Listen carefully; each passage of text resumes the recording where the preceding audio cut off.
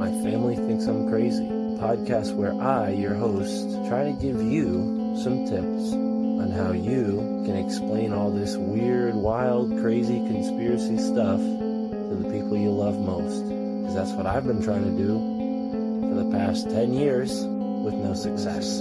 I've been telling everybody that our government is shady, but every time I do, my family thinks I'm crazy.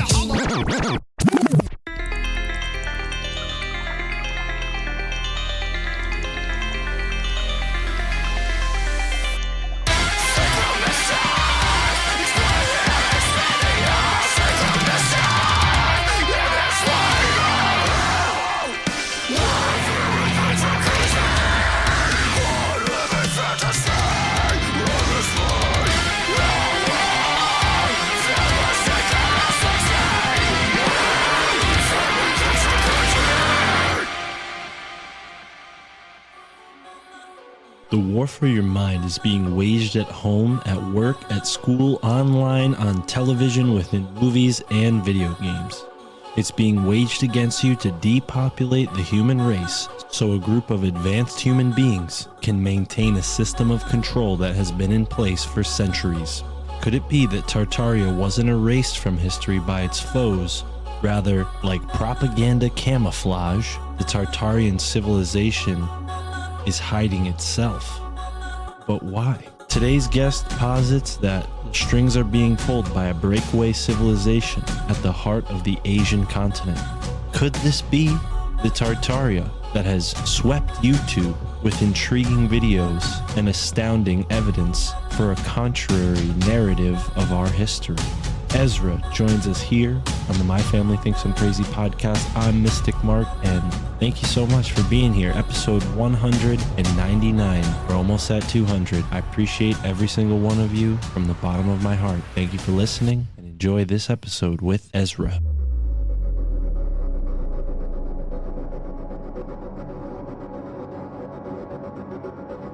There is a society on Earth, there's a culture on Earth that exists, right? 100%, where they have created a total physical separation between men and women, right? Women basically live in Connex boxes. And I mean, they're nice Connex boxes, but like they don't go out, let's put it that way. And there are very few females physically even alive within this society at this point, right? Men generally work outside of that, the males work outside of that, and all interaction between the males and females of society are basically overseen by the state using digital mediums, right? And what this does is by creating this affection scarcity, this drives the males, right, into increased industry and innovation, trying to get on top of the social paradigm so they can fulfill their deep-seated mating needs, right? But they can't, right? Honestly, like they're on lockdown. It's not really possible anymore for them. And this creates the kind of a technological, I guess, superiority edge over the rest of the global societies, right? But because they're reliant on this industry, and then they use that additional industry and innovation at the top to continue to manufacture systems that keep them in control, right? But ultimately, it means it's necessary because it's an unnatural amount of innovation and technology. They just kind of like strip mine their own area. Like it is like a, no one has seen it. As far, I mean, I've never been there. I wouldn't, if someone say, oh, you get a ticket there, I wouldn't go. Like you know, you're probably, that's probably signing a death warrant, you know, like to go to this specific region, you know, right. But like, it's now like starting to like get its mechanism. There's truth in art. There's other people who have figured this out. And they're just trying to describe it in their different ways, you know. But whether or not it's even terrestrial or like nobody really knows, you know. Like for all we know, it's an unconscious mechanical system because like and the people underneath are now so stupid they don't even realize that they're not in control. Like that people think they're in control of society. For all they know, they're just being, you know, by a robot or an AI. Like we're so separated from this culture now that exists, like really right next to us, and we're constantly kind of fighting against it. But like in its heartland, we're so separate from it that like we really, as a normal people, we cannot envision how different it is from us. Like it is so different that it is like it boggles the mind. I've seen kind of like underground live leaks and stuff of people who are apparently like some kind, and this could all be propaganda too, but jives with what I already know, where like there are people who have been exposed to this. Like one of the last steps, if you're going to be kind of go fight against it, is like they expose you to its entirety, and like 1 in 4 people who get exposed to it are just like, they can't wrap their head around it. They're like fucking lose their shit.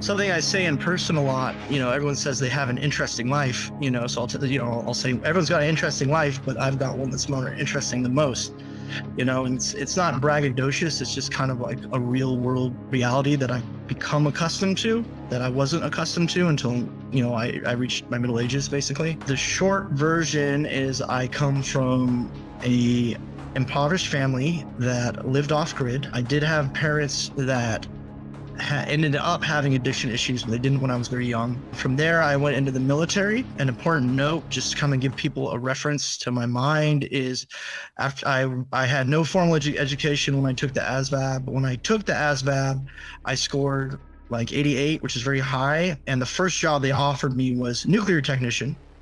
I chose not to do that because I was scared of being irradiated because of a movie I saw when I was young. And I went into combat systems. I spent 6 years in the Navy as a combat systems technician. And I worked on 2M, which is a micro miniature circuitry, which is your circuit cards. They're in complex devices. I did this for like satellite systems, all kinds of things like that. That was kind of a relatively mechanical and boring job in reality, outside of like being in the Navy in general. More interestingly, is as a collateral duty, because of my clearance and the fact I was a technician, I ended up being a technician on watch for psychological operations. Specifically, it was my job with 3 other dudes to basically stand watches why subversive material was manufactured. And so I did that for a while. That got me interested in humans. I got out of the Navy in 2010. I spent some time in San Diego, just kind of working corporate. I started going to college. I was very interested in people just because of what I'd gone through and then what I'd seen in the Navy.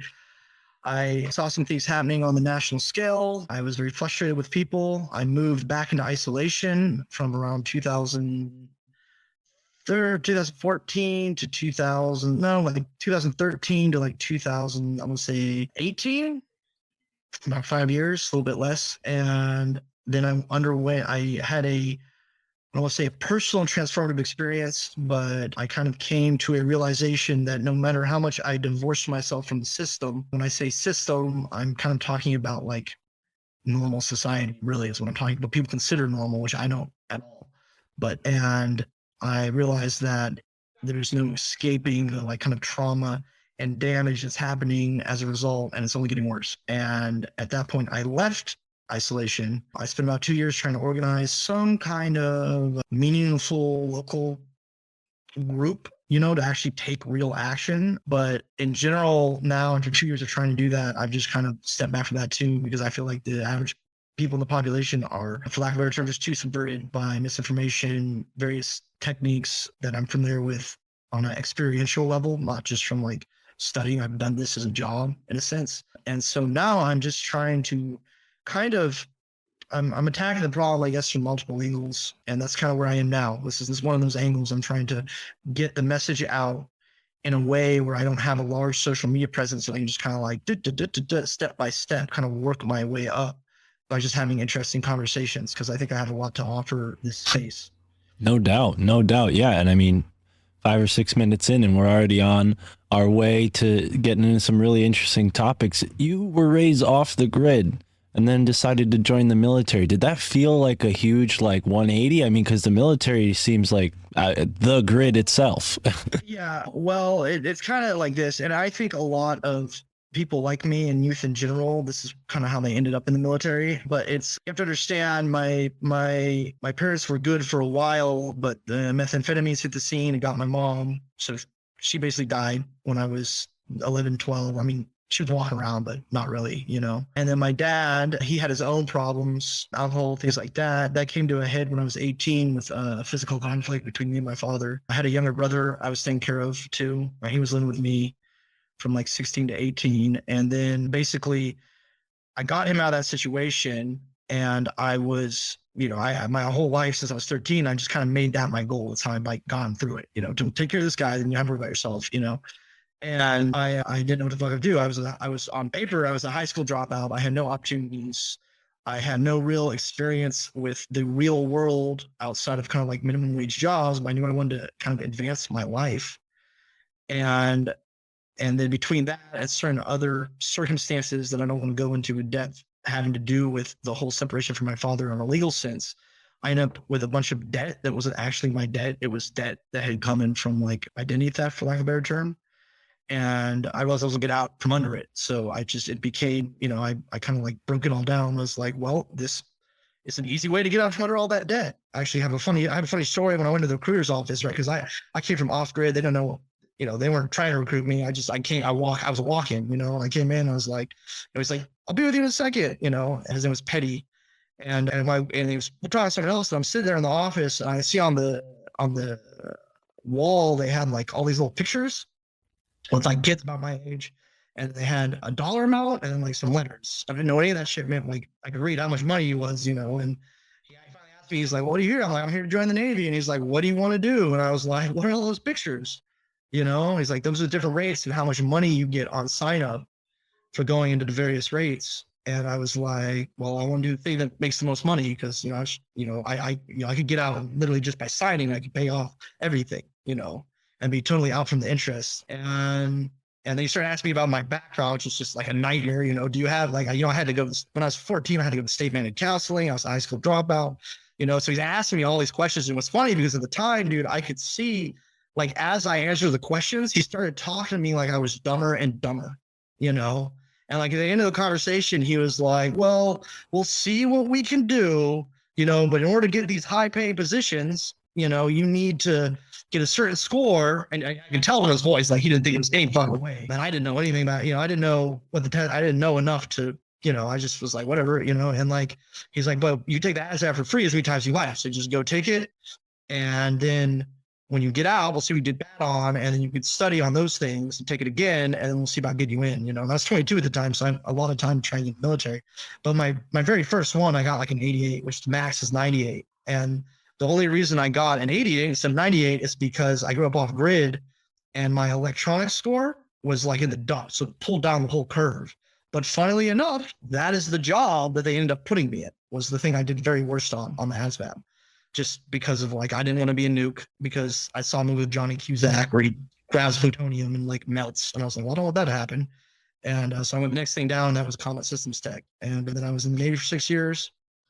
I did 4 combat deployments, 1 combat surge. I started working along psyops my second year. So I did 3 psyop campaigns. I don't think we did well on the surge. I think I was part of 3 psyops campaigns and operations. And now these took place overseas or in the States? I was on an aircraft carrier, and I was on the USS Nimitz. It was electronics tech, 4 combat systems. I worked in multiple combat systems, CS3, 5, 9.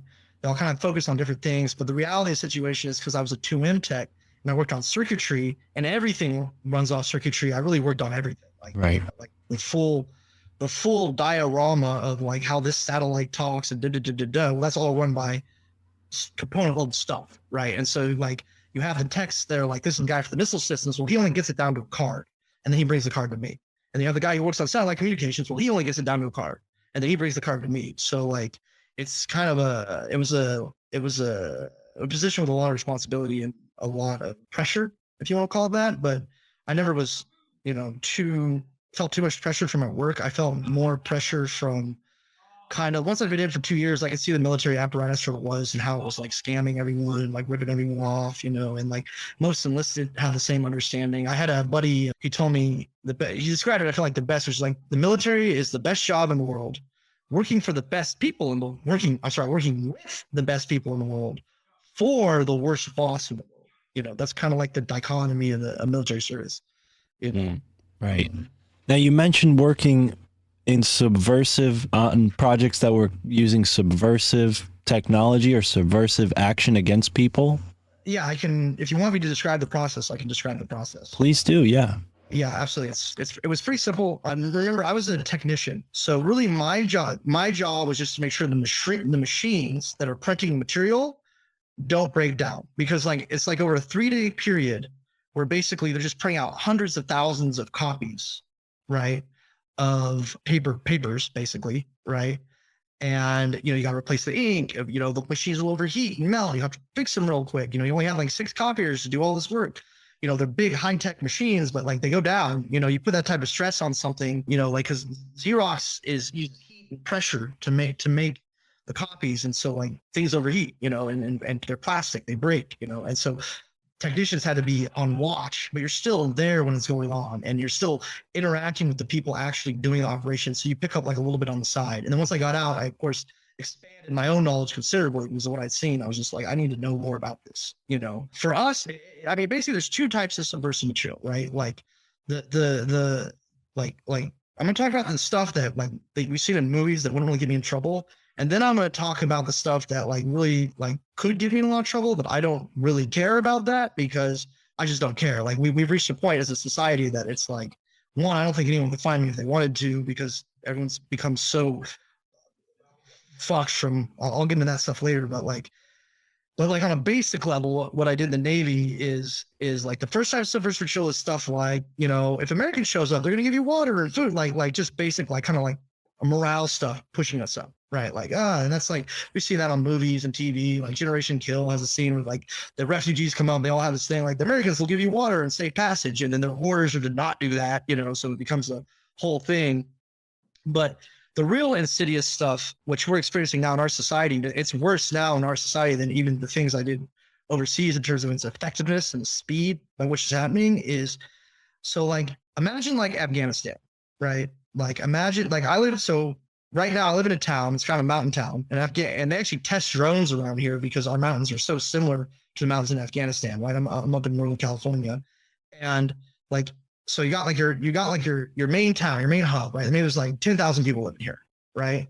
And this is like the main place where the food comes in. It's like, it's a little town, and you'll have all your like kind of speckled out of the mountains, have all your like little villages, like 300-400 people over here, 200-300 people over here, right?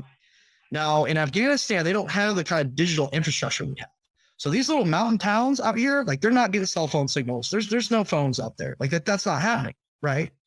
But they still are part of like the greater, let's say, state, the local government that exists within that area. And they still want and the government still wants to give them information that keeps them like allied with like the local powers that be, like the traditional power structure, right? And so what they will have in, like, say, the center hub town, right? What they will have is something which is incredibly old technology, which is a printing press, right? So they'll create newspapers. And these newspapers will go out to, like, the various satellite towns, right? And that's how, like, you kind of still, even though these guys are out here doing their own fucking thing, they still have, like, kind of like this central theme that they kind of, everyone's agreeing on, right? That the whole tapestry in that area of human tapestry is kind of like, okay, we're all on point. We're all good. Like, we got our problems, but more or less we're all good, right? So where we come in is like, these are incredibly advanced machines, right? So what we would do, let's say there was some region that we wanted to pacify or get ready to move troops through there, or like what I was never really privy to the reasons we did this, but I was just privy to the action of doing it, if that makes sense, right? But let's say there's an area, a geographic region that we want to like subvert, So the way it works is we'll get a copy of whatever their local printed material is, their newspaper, whatever, right? And then we make a replica of it that's almost identical in every way, right? The only thing that's different is the actual information. Like, we change certain stories so it's a little bit different, or like, or we add like an extra, like what do you call it? Like, you have opinion places, right? But we might add ours, right? And so like, and then there'll be ground assets that that already have either paid off the locals or will intercept the traditional routes that the information produced by the culture is taking, and then replace it with ours, which looks like it's coming from within the culture itself, right? And so now you start to have these outlying areas who think they're getting the exact same information as the main hub, because it looks identical in every way. It's just the information is different, right? Same paper, same title, same color, same language, like it's identical, right? And then but they're not, and they start disagreeing on just like basic reality, like little things at first. And then over time, and kind of like ramp up the disinformation, and it drives people farther and farther apart, right? And the idea is just kind of make one group so pissed off at the other, and we don't care which group. Like we don't care if it's the group that believes our shit or the group that believes the stuff that they're thinking. The main thing is just to create the division, because once the division is created, it's only a matter of time until one group sells out the other group to a foreign power with the ability to enforce their will, right? And so what they'll do is they'll sell out the other group, and because they come within the culture, they have the best idea of who's really actually a problem. So they can come to us and just be like, this guy, we can't stand this bullshit that are printing anymore, get rid of them. And now we have insiders, like we have subverted assets, you know, who think we're coming to help them preserve their culture, even though we created the problem that they're all fighting over in the first place. And we'll just go in, we'll quick zip, those people are gone. And then additionally, if the people who sold everyone out, if we think they're going to be a problem, well, they go too. Like it's just clean sweep, real fast, you know. And that's pretty much how it's done. You know, it's been done like that for a while. You know, Yuri Bezmenov talks about this on he was a KGB defector in like I want to say that late 1960s, and he did a couple interviews online. If you're getting a chance, they went viral in 2010 before like the censorship controls on the internet were like in full position. So he's out there. You can't really find him, but if you get a chance, or any viewers are interested in really the like bare bones of subversion explained by an expert, I would really recommend that you listen to Yuri Bezmenov, and you can find his stuff on YouTube. I've of course downloaded hard copies of this stuff in case it ever disappears, but it's important information for anyone to have. He has one which is an interview, which is Yuri Bezmenov, My Job Was Deception. And that's where he kind of establishes his identity without a shadow of a doubt by like showing pictures from his childhood, and pictures of when he was in the KGB. Like you can see it's him. You can see it's his real life. You know, from the way he talks, the kind of naturalistic way of the interview, you can see that he really is who he says he is.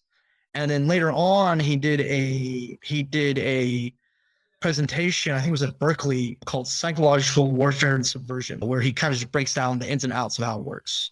And we're seeing now, like if you familiarize yourself with that, like you can't unsee. Like it's and now it's just as bad, you know. So I guess that's the ins and outs, more or less, you know, base level stuff, right? You know, I've since expanded my own knowledge. I understand more advanced techniques now, you know, but like most of those advanced techniques actually require like force, like assassination, fucking economic intimidation, stuff like that, you know, which obviously I don't partake in, but it is happening.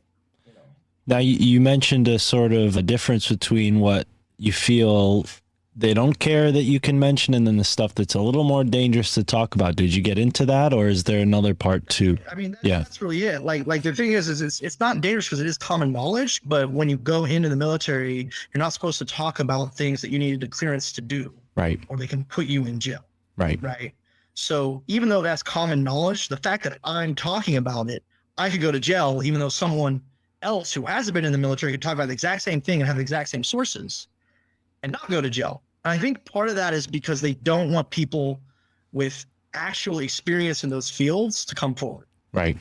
Yeah, you can't have any expert witnesses or things like that. Exactly. Like I would be an expert witness, you know, like, cause like it's something I've observed personally. I can say, yes, this is happening because I was in the room when it was happening. You know, it's not like I read a YouTube video, you know, right. It's, you know, and so that's why I would get trouble, but like, fuck you, find me, you know, like, I don't care. I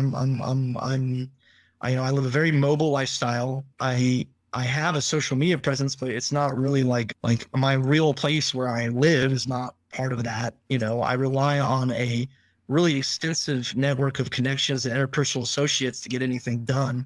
So I'm moving around all the time anyway. And so it's just, and part of me wants to be found. I'm not gonna lie, like if they sent someone to find me, the reality situation is I feel like society's reached a point where like, depending on the situation, like it's not that they're finding me, it's that I'm finally finding string to pull to actually get some real answers. Like who sent you, you know, like it's like, who is your direct boss? Because once you get into like the actual chain of command of a foreign power, it's not very many steps to the guy running the show. You know, it really isn't. Like even when I was in the military as a low ranking enlisted person, so I like 11 steps for me to the president. You know, like it's well, and given what you just said there and the knowledge that you have of military technology, how far-fetched is it to imagine that groups like the CIA could have been implicit in setting up all these governments that we have that have been created post 200 in the past 200 years? I mean, do they have a network of control that wide? I think the best way to ask this is with I'm going to answer your question with a question, but it will be an answer, right? So think of it like this, okay? We have global travel for people of wealth is basically effortless, okay? So if we had, let's say, 500, not 500,000, not 100,000, if we just had 500 hardened military contractors, i.e. like mercenaries who just really do not care about people, you know, outside of what they can get out of them. And they had, let's say, small stashes of equipment all over the world, like a helicopter, a couple ATVs here, a helicopter, a couple ATVs here, just all over the world, right? And let's say they want to, like I'm in Northern California, Pottsville here. Let's say they want to get some marijuana. They just come down here, they go to one of those stashes, they put on some FBI stickers, and they go steal some marijuana. Let's say it's a political thing. They put on some CIA, they get some CIA badges, and they go, you know, like if there was only 500 people running around the whole world doing this to everybody, like how would we know that's not the case? Does that make sense? It makes so much sense. And I appreciate how well said and eloquently you put that, because it's something that we in this community of podcasters, speculators, conspiracy researchers, I think some people speculate wildly. I think some people dismiss it all and stick their head in the sand. And the truth is somewhere in the middle. You know, it's not the either or extreme, but that makes the most sense to me. And this idea of a cabal and, you know, sure, there might be head honchos who, you know, they're carrying the torch and passing on to the next generation. But this generation of death dealers, they take the form of, you know, people in uniform, you know, as of the past 100 years. Okay, well, I do want to point a few things out that people like. So this has to do with, I guess, psychology and stuff. It is in actuality based on our deep evolutionary psychology, very, very difficult to kill people. Like it's really fucking hard, and it's really difficult to kill yourself. It's even more difficult to kill yourself, right? It's difficult. It's not easy, right? Because there are certain mechanisms within our mind that prevent it. Now, the way this is gotten around in the militaries and such is the only way that, like, as ancient people, we could really do violence to, let's say, our tribal, or those that shared a tribe with us, was through the consensus of the tribe, right? And so this is why uniforms are important. They manufacture false consensus, right? Just you all look like you're part of the same team. This is why team A, team B is so important, because we're actually not wired to hurt other humans. We're just not, like, we're dependent. That's not how we're wired. But through the manufacturer consensus, you can trick the ancient mind into doing things that otherwise would be very difficult to do. But just for like individuals on a street level, it's actually very hard. Right. You know, like just for the average person. Like I've thought about this a lot too. I feel like one of the best things that could happen in terms of overthrowing our bondage and all that is just to make it one team. It's either you're in a uniform or you're not in a uniform. And everybody who's in a uniform of any kind is the bad guy. And the only thing you have to do to not be a bad guy is take your uniform off. Right. Be a cop, just wear a badge, you know, like it doesn't change anything. But it would instantly alleviate a lot of the false consensus that these organizations rely on to put us at each other's throats. I mean, even like basic police structure is praise on this, right? So like, why are there two cops? Okay, because if they stop you by yourself, there's two of them in uniform. So already on a psychological level, because you want to be part of the group on a deep instinctual level, you're more likely to kind of follow their commands. You're more likely to go along with whatever they're saying, even if what they're saying is they're only saying it to fuck you over. Like you're just more likely to, you're just like, yeah, I'll get out of the car. Like I've been in cars with people where like we were going to a festival, their dad told them, cops stop you, just give them the car away or do not get out of the car. And the cops came up, he was sober, and just the fact there was two of them, he was so young, he like just totally forgot all that and just got out of the car, you know, like, and I see it happen all the time, you know, and it's like, there's so many things like, I'm not going to like, there are good police officers that do good things, but it is increasingly rare because the police are just as human as everyone else. And they're just as subverted and distracted by social media, TikTok, Reddit, and so it's getting worse and worse. Yeah. Right. And like the easiest way to it, it's like people are afraid of the police, but they're actually incredibly easy because they rely on that. So if you just run around you're always with two other homies, there's the three other homies, there's always four of you. The cops are just instantly less likely to buck with you because they don't have that. If they do buck with you, they're instantly more likely to hear your side of it and just let you go because they're a slave to that same wanting to be part of something that you are. And that was more of you than them, you know? And it's like, this is like just basic stuff for moving around society. Why do we have a carpool lane? It's not for gas mileage. It's not for any other reason, but people in a carpool lane, well, they're instantly, if you're in a carpool lane, there's at least two of you, which already makes it less economically efficient to hassle you with police. So it's just a money saving device, you know, like it's basic stuff, but everyone constantly misses it. You know what I mean? Wow. Yeah, I never thought of it from that perspective before, and it definitely makes a lot of sense. I always thought it was just a hack for buses to be able to ride in the left lane. No, on a deeper level, I mean, who even knows if it's conscious level? But on a deeper level, like if you think about, okay, so cops stop people to create revenue, especially highway patrol, right? Well, each person they stop helps their bottom line. The longer it takes to finish the stop and issue the ticket or the citation, or what it is that's going to generate the revenue, the less overall revenue they're making, right? So by putting a carpool lane in, everyone they're pulling over at this point is like they're shaving the odds. So smooth, you know? Right. And so you're just creating more revenue by just one carpool lane. Now you're just creating tons more revenue for your enforcement arm. Wow. You know? And you know, it's like, you know, and it's easier to be like, they're not like, cops generally are just not going to pull you over in the carpool lane. They're just not, you know, because it's not worth it on a financial level, you know, unless you're just doing something crazy, like you're drunk or whatever, you know, and you're clear and present danger. Right. So just something to think about. If you don't want to be hassled with police, always make sure you travel with 3 or more people, you know, like. Absolutely. Yeah, no, it makes a lot of sense. I'm over here trying to think of what I was planning on asking you before we got into the police officer part of that. But yeah, it's definitely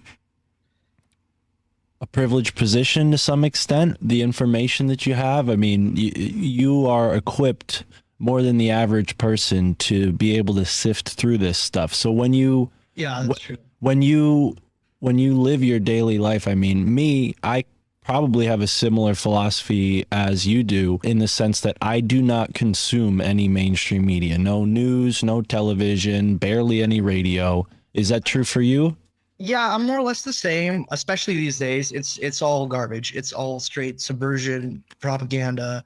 It is not accurate or your friend. One thing I do try and pay, like, analogy I used recently is like, if you look at like all of mainstream media as just like thunderclouds, I kind of ignore thunderclouds. I don't care, right? But when lightning strikes, I care. So there's certain political phenomena that are lightning striking, right? That like, and for example, lightning has struck recently in the mainstream media in the sense that, and I'm not even going to use political sides, because remember, from my background, it doesn't actually matter which side, right? The point is one side is going to lose it and sell out. And we don't care which one. Not we, but like those who, you know, are doing this don't care which one, right? So recently there was 2 groups in DC, 2 large groups in DC, have basically were both kind of apprehended for the same crime.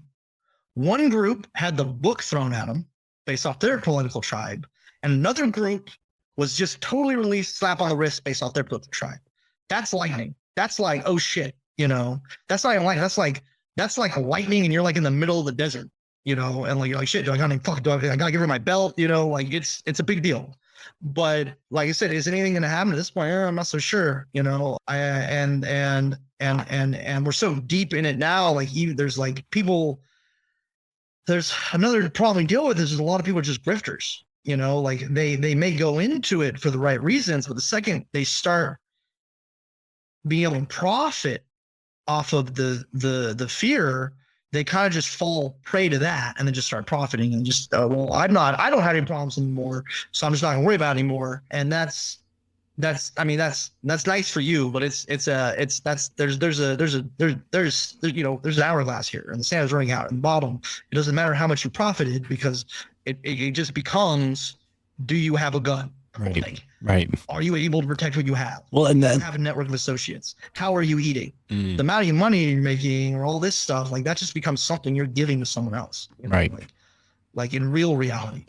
Absolutely. Yeah. And it reminds us that time is our most valuable resource, and we need to get prepared. And I'm reminded of the question I was thinking of as you were describing the division that they cast upon us. It reminds me of my research into Skull and Bones and how they worship Hegelian dialect. They love this idea of Hegelian. I'm not sure I want to hear what you're saying. Could you explain to me what Hegelian dialect is? Like short. Absolutely. So the Hegelian dialect would be basically divide and conquer mixed in with this formula of create the problem, impose the solution, or create a problem, generate the reaction, and then impose a pre-planned solution, right? That would be the Hegelian dialect, or an application rather of the Hegelian dialect. So, I see it as a German organization. We don't have to get too boiled down on Skull and Bones. I've talked about it a bunch on a bunch of different podcasts, but they're German, and Germany is just another word for Roman. And in Rome, they had the Colosseum, this idea of pitting people against each other and instilling this sort of games, right, create catharsis, so you had no actual action, stuff like that. I do want to talk a little bit about people, because people will be like, oh, it's the Russians, it's the German. Okay, what it seems to be, based off my direct military experience and certain conflicts that I have experienced, not necessarily with missiles, but with information, right? It seems to be a culture that is currently situated somewhere between Russia and China, right? There is a culture that exists on this earth, that exists near that geographic region, kind of straddling the border of those two countries, right? We, as the normal American people, have never gone anywhere near what I would call the heartland of this culture. All right, it exists beyond like a veil of propaganda, right? Like a total veil. The closest we come in like intelligence circles is sometimes you can like spoof an IP address and get it to seem like your IP address is coming from within like a region that's near there where they're like most affected, right? And you can kind of see what life is like on the inside through like their TikTok. You know what I mean? Not their TikTok that we get and they pipe out to us to protect knowledge of how their society actually exists, but the real reality of what it is, right?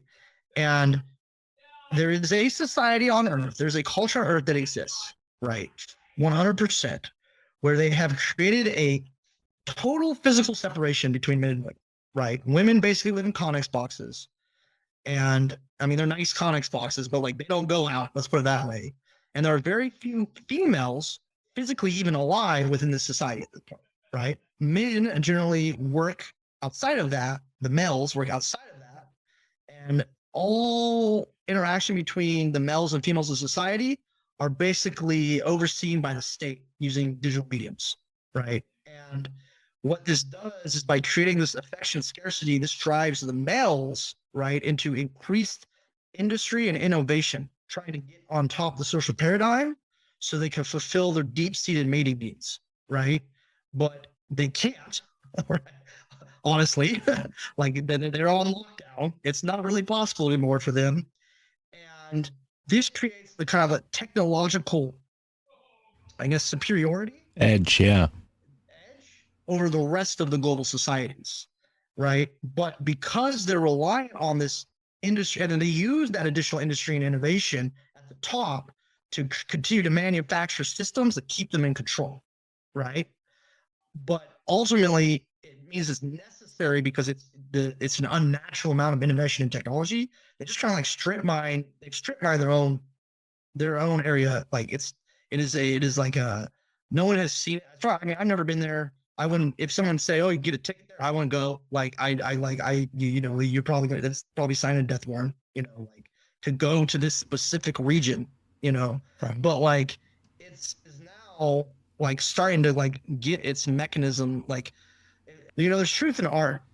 The best way I can describe the best, let's say, artistic rendition I've seen of what's going on right now in the world that I've seen recently that I would recommend people watch is a music video by a Russian like techno artist called Apache, and he has a music video called R.I.P. Rest in Peace, Apache, Apashe, and that is kind of like a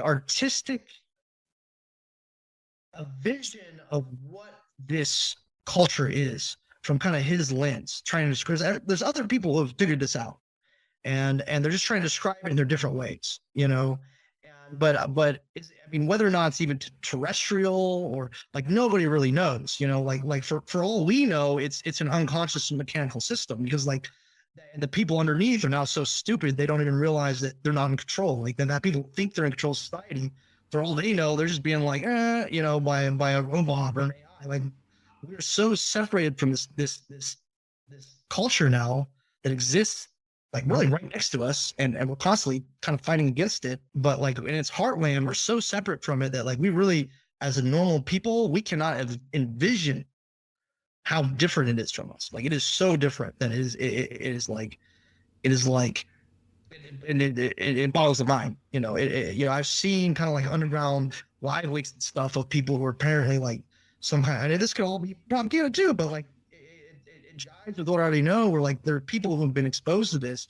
Like one of the last steps you're going to be kind of go fight against it is like expose you to its entirety. And like 1 in 4 people who get exposed to it are just like they can't wrap their head around it. They're like fucking lose their shit. Like look into like if you look into like a marine video, like they're hard. It's hard to find these kind of like these types of videos, but like there are videos of like soldiers talking, about these experiences. Now you hear about like the whole idea that there's these fucking underground tunnels, there's wars going on there. Like that could be true. Like I in my personal life have met people who have partied in like underground bunkers. They're like set up to like live in.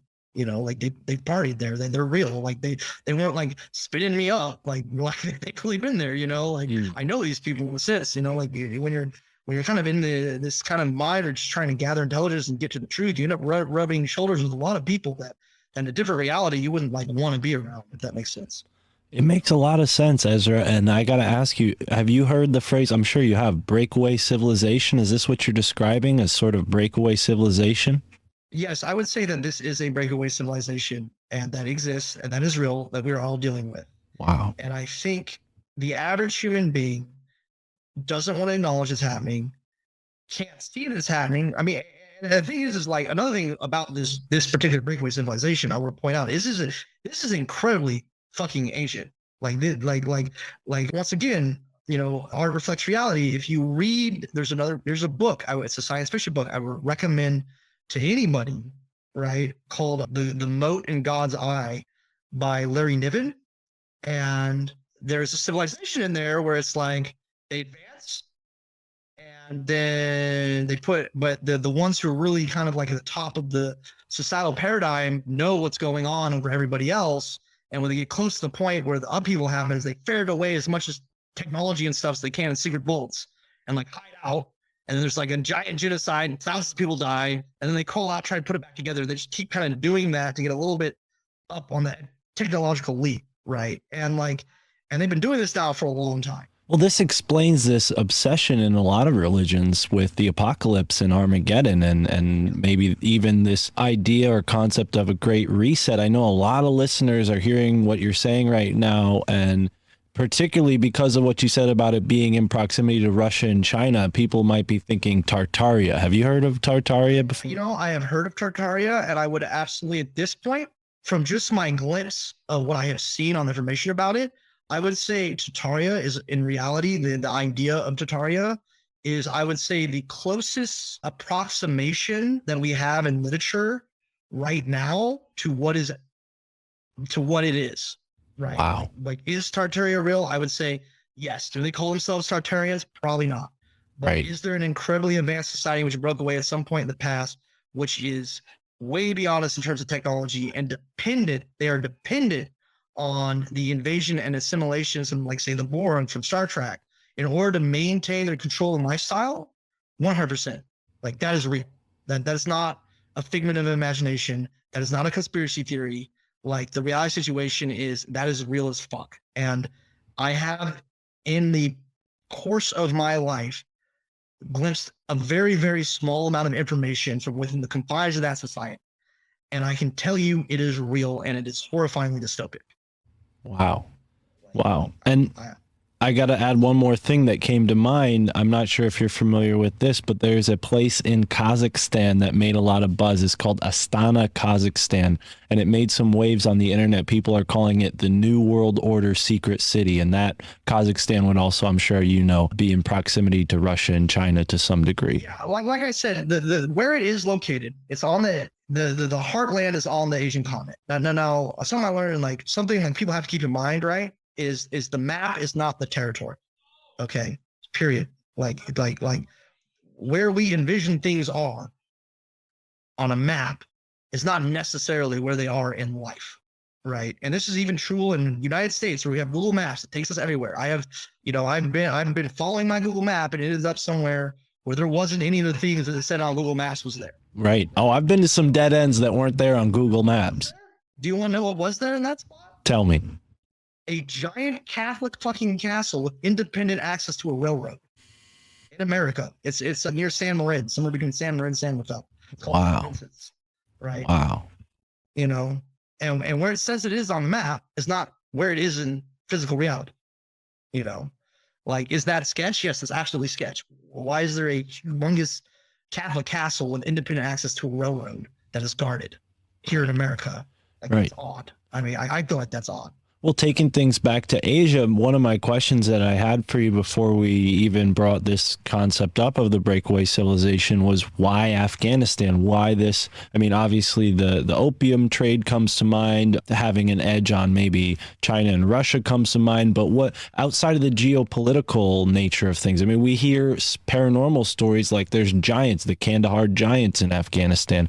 Well, I mean, like, let's look at so, like, as far as like, I've been increasingly cutting out of my kind of like things I dwell on, like past circumstance, unless they kind of like directly relate to what I've observed in like the real world. Right now, one thing that we have to understand is if there is a breakaway, so let's not even say if this civilization, right, is wildly different from us. It is found in a different moral philosophy.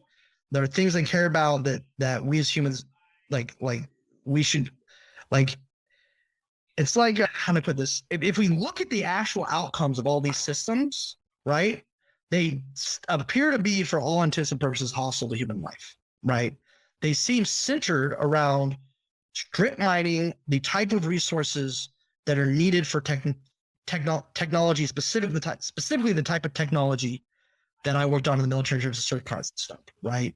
You got forest fires. Okay, well, if you burn off, it's a lot easier to get to the raw materials like lithium and gold and whatever if they don't have like a fungus over the top you have to hack through. Okay, well, if you burn all the forests up, now you can get it straight to the raw source. You just got to dig a hole. You don't have to cut down trees. You know, it's no problem, you know?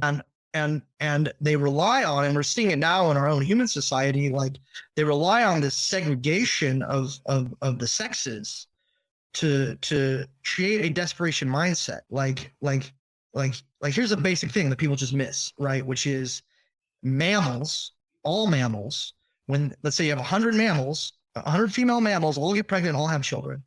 Within that group of children, there's going to be more females than males. There's always more egg carriers than egg fertilizers, any mammalian population, right? In a group, right? In humans, the cut is around like 9 to 11. Okay, so you got like 9 men born for every 11 women born. Okay. On top of that, males, because, and this is even true for mammals who are herbivores like deers and stuff, right? Males, because of testosterone, engage in higher risk behavior from a younger age, for a longer period of time, and so they just die more. It's basic. Everyone knows this, right? Okay, so what that means that those things that are true, which are observably true, are true. That means at any given time, in any given social situation, right, we should see 1 to 2 females for every male in every age bracket in any social situation. A social situation, by the way, being a situation that has to do with socialization and mate selection, not with resource gap, right? That's a social situation, okay? But I run festivals, and I can tell you that's not what it is, right? Right now, on average, we're seeing opposite way in America, right? Like we're seeing 11 women for every 9 men, you know, not what we should see. You mean 11 men for every 9 women? There's less women than men? Yeah, which is literally inverse. And really, when we're talking adults past the age of 25, we should be seeing like, you know, because you're going to lose a few females through life, you know, we should be seeing around 6. We should be seeing around 6 males. I would guess, I'm estimating, right? But we should see around 6 males for every 10 women when you factor in war, accidents, hostile job environments, right?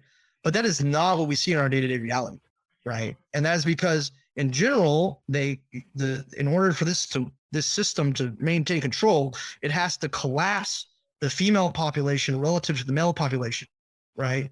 And it could do this through 2 ways. One, less females, like abortion is an example. Like another thing that people don't factor into everything is females are more likely to abort other females because the testosterone that is present during the conception and development of a male fetus leads to increased calmness, less, you know, it's a different effect on the brain, and that influences women not to abort. So women are just more likely to abort male children. So that's kind of what like makes abortion a tyrannical act, right? If you just strip away all the morality, right?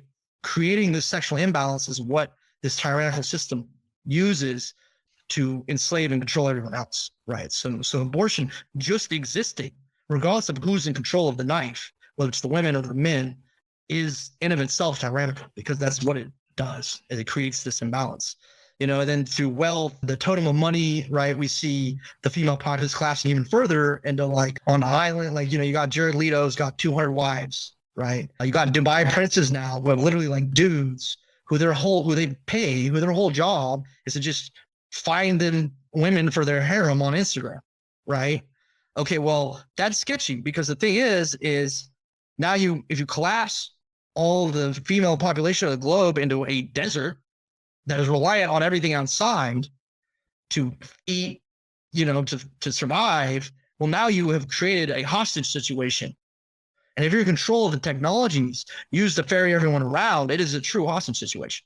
Because if everyone stops working, well, those females die right back where you started, you know, like that's, it's a problem. It's a huge fucking problem. And we're really on the precipice of fucking destruction. And I don't know I mean, I have some ideas, but like people just need to start people got to start moving on this. Like they have to, because I can't do this. Like, man, it's rough, you know? Oh, I give it up to you, brother. You got a lot of heavy thoughts on your mind, and you express them very clearly. So I don't blame you for feeling that way, and I'm happy to have you on the show. And I know after people hear this, they're going to want to have you on their show. I have a lot of podcast friends, not trying to brag, but no, that's excellent. Like my situation is I have certain solutions. I would like eventually to be on like a really big mainstream podcast, you know, like I've tried like, you know, contacting Joe Rogan. I've tried contacting Tim Pool, even the Fresh and Fit guys out of Miami. Like I see them doing a lot of red pill content, but even they're wrong on a lot of stuff, right? Like there's a lot. And like, for example, like there's this whole philosophy right now, like the red pill ideology, right? About like men are like wired to have like multiple wives, right? But this only actually goes back as far as civilization goes. And it's actually, you know, that's not actually the case, right? We're wired to be symbiotic. Like we're wired to like this, right? People always say this is the heart. It's not the heart. It's the left, right hemisphere of the brain, right? Men and women develop differently. So when we come together, we create a more perfect union. That's what actually amplifies us into this higher realms of thought and cultural and technological advancement, right? If a man has, let's say there's a man, right, and he's hypersexualized, like he's one of these dudes, these rich dudes that like, you know, has, you know, all 50 mistresses or whatever, Instagram, like they end up becoming the very worst people, because what happens is they're so sexualized that part of their brain becomes the most enlarged part of the brain. It's the part of the brain they're using the most. And as they grow older and their heart slows down, right? And usually because they're so wealthy, they're relatively sedentary, even with exercise, compared to people who are not in that life, right? Because, you know, they're driving around everywhere, they're flying everywhere. I walk everywhere, you know, like I walk, I hitchhike. I prefer to avoid vehicles because I prefer to avoid police, you know, and like, and like what happens in that enlarges is their heart slows down. Every time your heart pumps, right, it's pushing blood through your whole body. The amount of force your heart is pushing out is what that force translates into your hypothalamus, which is the routing system for your brain. And that pushes all the chemicals out in your brain, which create thought, you know. Well, as your heart slows down, there's not as much oomph. So the chemicals aren't going as far into your brain, right? And so only certain portions are lighting up. And with people, with men who are hypersexualized, the portion that's getting mainly everything is just the sexualized portion, right? And so all their ethical and moral reasoning goes out the window. And and all of their kind of life philosophy just becomes about like getting wet holes. Like that's all they care about. And they become these just fucking horrifying predators. And they usually have a lot of wealth by then behind them because they've been in that position for so long. And so many men who don't understand how the system works have just been feeding them opportunity, trying to figure out like, how is he getting all the chicks, you know, where it's just random chance. Really, he got lucky, or he was tall or whatever, you know, and now because society caters to him, it's creating these fucking super predators, and like it's a nightmare, you know. And it's just, and it's one of those things I see these guys talking about. It's like, well, you guys are right on a lot, but you don't understand like the end of what you're saying is not great, you know. Like it's, you don't want to be one of these dudes. Like I have like a middle. I don't say they're in my friend sphere, but like, you know, in personal circle, you know, I have a dude who is old, like 80 years old, like ex-mafia, used to run strip clubs and stuff. And it's like, he's like that. He can't be trusted. Like, even though he's a guy elder and he should have all this wisdom for me, on a base level, he cannot be trusted, because the second a woman comes into the room, that's all he cares about. And he'll fucking stab you in the back or fuck you over just to try and get closer and sleeping with that woman.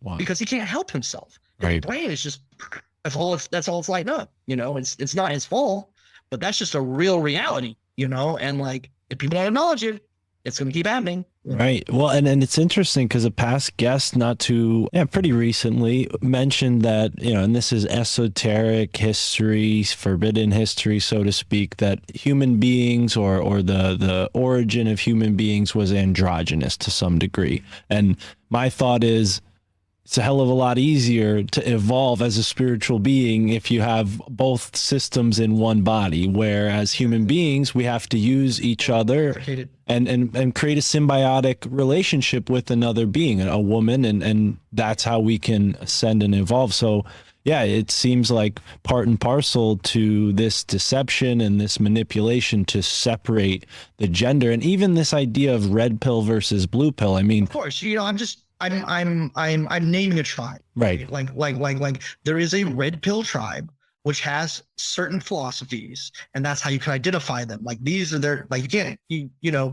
And then one thing to also keep in mind too, the key part to the separation is to give everyone half the truth, right? Because what happens is when someone undergoes a paradigm shift, right, which is an undermining of your, like, let's say your foundational philosophies, you realize are incorrect, right, or built on sand or not fully correct. There's kind of like this instinct, a survival instinct almost, to just, it's like you want to make, oh shit, I was wrong. I'm actually wrong. I'm the one that's going to be in exile. I need to make up with my tribe, the human tribe.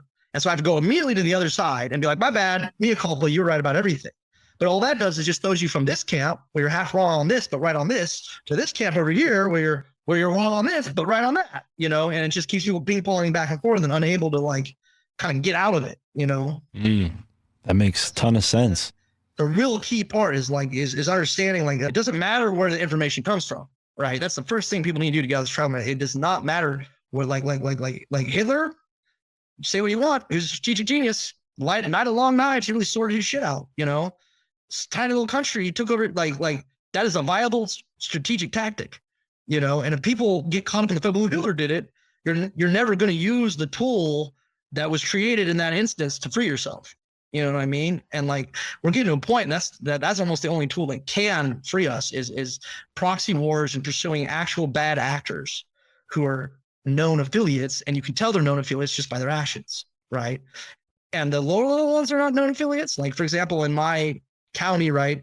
They just passed a like drone surveillance program, right? 100,000 people in this county, but like that's not a lot of people, right? We're Wilderness County, but like no one wanted that. Someone had to come along and be like, we're passing this. And then all the board of supervisors, everybody, they do the big circus show and just do what they want, right? The thing is, someone came along and said, you guys need to do this. So if there was an organized group who could grab those people up and be like, who told you to do that? And then go grab that person who told you to do that, right? It would be the most effective way to like actually start putting the pieces together, of who's actually a bad actor and who's just a fucking subverted fool. Because the orders are coming from somewhere. You know what I mean? Well, and that's the whole right to assembly, and maybe even the concept of the militia, which has been, psyoped against. People think guns are evil. Yeah, well, like even the militia at this point, like I've dealt with multiple militias at this point, trying to get some forward action on this. And I would say even the militias at this point are totally subverted. I mean, because the real situation is no one wants to pull the trigger. Like that's the real reality. Like everyone is too afraid of everyone's too afraid to admit how bad it is, or incapable of, because they kind of live in this sphere, these kind of ivory towers where their problems are not, as they, that's the big problem. Like a lot of people go into, let's say, police work, for example, right? They do have a natural instinct where they want to protect people, same for the military, right? But police, right, live in kind of like a ivory tower of their own, like the police culture outside of police work, like just, they all go to the barbecues, they all got a wife and a kid. Like for them, society is fine, taking along, no problem, right? But the thing is, there's such a small amount of what is going on that like it's almost criminal at this point for them to be so ignorant of the larger whole, and like, I mean, like just real talk. In the last year, this has been my experiences with the police. Right. I've had 4 like real experiences with the police where I've gone to police with things that I thought were criminal that would like this would fall in their bailiwick, their ballpark, so to speak. Right. The first thing was actually something that happened to me is some tribal police lied about someone, said they were drunk, but they weren't, turned into a fight because I got out and be like, he's not drunk. Here's a lawyer. Call a lawyer. They tased me with my hands up. I fought them. They didn't shoot me, fortunately, probably because they were doing something wrong and they knew it, or they weren't even real. Who knows? But that turned into a big brawl. The cops came and arrested me and let me out. That was a good experience, right? And in a sense that like they still kind of threw the book at me, but they knew if I like took to court, they'd get fucked because I was totally in the right. So they just tried to intimidate me away. That's fine. That was kind of a relatively good experience because the people who were doing wrong were in uniform, but they weren't cops. They were like private security, right? And so the cops kind of just navigated as best they could. My military helped me a lot in that because I'm honorably decorated, on honorable discharge. The cop came up to me, he's like, you're a vet, tell me what happened. I told him what happened. And they kind of just let me go after 24 hours, right? That was a relatively okay situation. But at the same time, it wasn't, because if we really boil it down, okay, we have 2 private security guards lying, tasing someone with their hands up, and trying to abduct somebody, for lack of a better term, who was not inebriated, saying they were inebriated to try and get money off it. Okay. And the cops' response to this was to intimidate the people who were the victims of this behavior in order to protect the people doing it. I mean, they may have let me go, but they only let me go because they knew if I took things farther, they would end up getting fucked. So they're like protecting their own by letting me go. Right. That's not actually great. Right. That's, those people should be instantly out of uniform or out of their jobs instantly. But just from the uniform and that kind of like team A, team B thing, they're more concerned with protecting those bad actors than protecting the actual victims. Right. Situation 2, there's an active Warsaw ghetto in California. If you know what a Warsaw ghetto is, right? It's near Sacramento. I've been through it. I did some investigative report on it. What they're doing is horrifying. They're psychologically murdering using hallucinogens, basically, and amphetamines. They basically kill probably about 1,000 people annually. My brother is a police officer, right? I went to him. I told him what happened. I'm sober. Like I gave him total rundown of what's happening, how the organization works, like basically a full intelligence download. And he did not care. The local police don't care. The local people in my community don't care it's happening. We have an active ghetto in California that is a Warsaw ghetto, which is killing people 1,000 a day, and no one cares. And this is happening through the clinics? They're doing it through houses. They are working with the clinics, but I didn't penetrate far enough in to find out how the clinics are involved, but I did confirm they are working in some way with the clinics. But like, this is part of a large war effort, you know, because like what happens is like they bring sober people into these houses or just on the street or looking for a way up, these sobriety houses. And if they try and leave the program, what they do is they give them a obscene amount of hallucinogens, and then they're all fucked up on the street out of their minds. And then they get approached by meth dealers, amphetamine dealers, whatever, when they've already been destabilized by this organization. And then they get hooked on that. And now they're just all zombies in this ghetto. But now with modern technology, they're so successful in these efforts that the state is now helping them hide it. They put them on little buses and they bust them up to like rural areas. And then these people get cold and start fires and burn down thousands of fucking neighborhoods and forests. Right. And that's just happening. And no one gives a fuck. The cops don't give a fuck, you know? And then let's see, just my local community. Found out about, like, people come to me all the time with like community problems because we live way out in the mountains and we don't really have police presence. Right.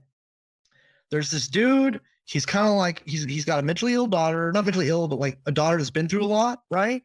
And there's basically a drug dealer has moved onto his land, is feeding him cocaine and crack and just sitting and just just fucking with his daughter, you know, like it's sick. It's sick shit.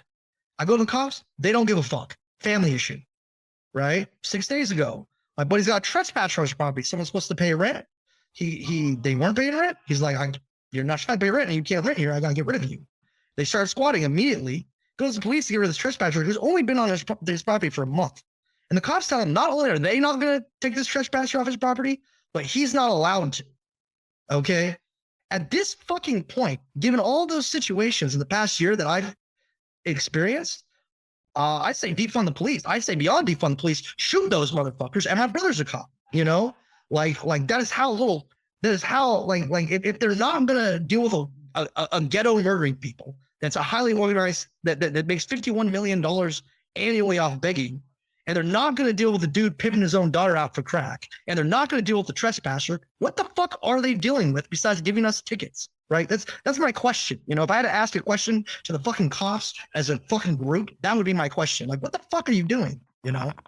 I'm sorry, I'm really heated about this because I tell you a little personally, I didn't expect that from like my brother, for example. You know, it feels like a real betrayal to come with something that's such a horrendous crime against humanity and had your own blood tell you it's just not a fucking problem. Right. It's just normal. You know? Well, and I'm with you, dude. I feel it. I mean, where I live, we got 3-4 ghettos in all directions. You know, whichever way I drive, I'm going to pass through a ghetto, and, you know, I'm on the coast, right? So I don't have a boat. So if the shit hits the fan, I'm a far away from somewhere where I can sustain myself. Yeah. Well, we're all getting increasingly far away from places that can sustain ourselves because increasingly, because of this, let's say, breakaway civilization that we're talking about, and the success of them using these natural mechanisms to create artificial affection scarcity and drive men into increased innovation in an industry, combined with Moore's law, which means technology gets faster and faster as you go, right? We are destroying our natural heritage at a pace right now that is exponentially higher than it was even just 20 years ago.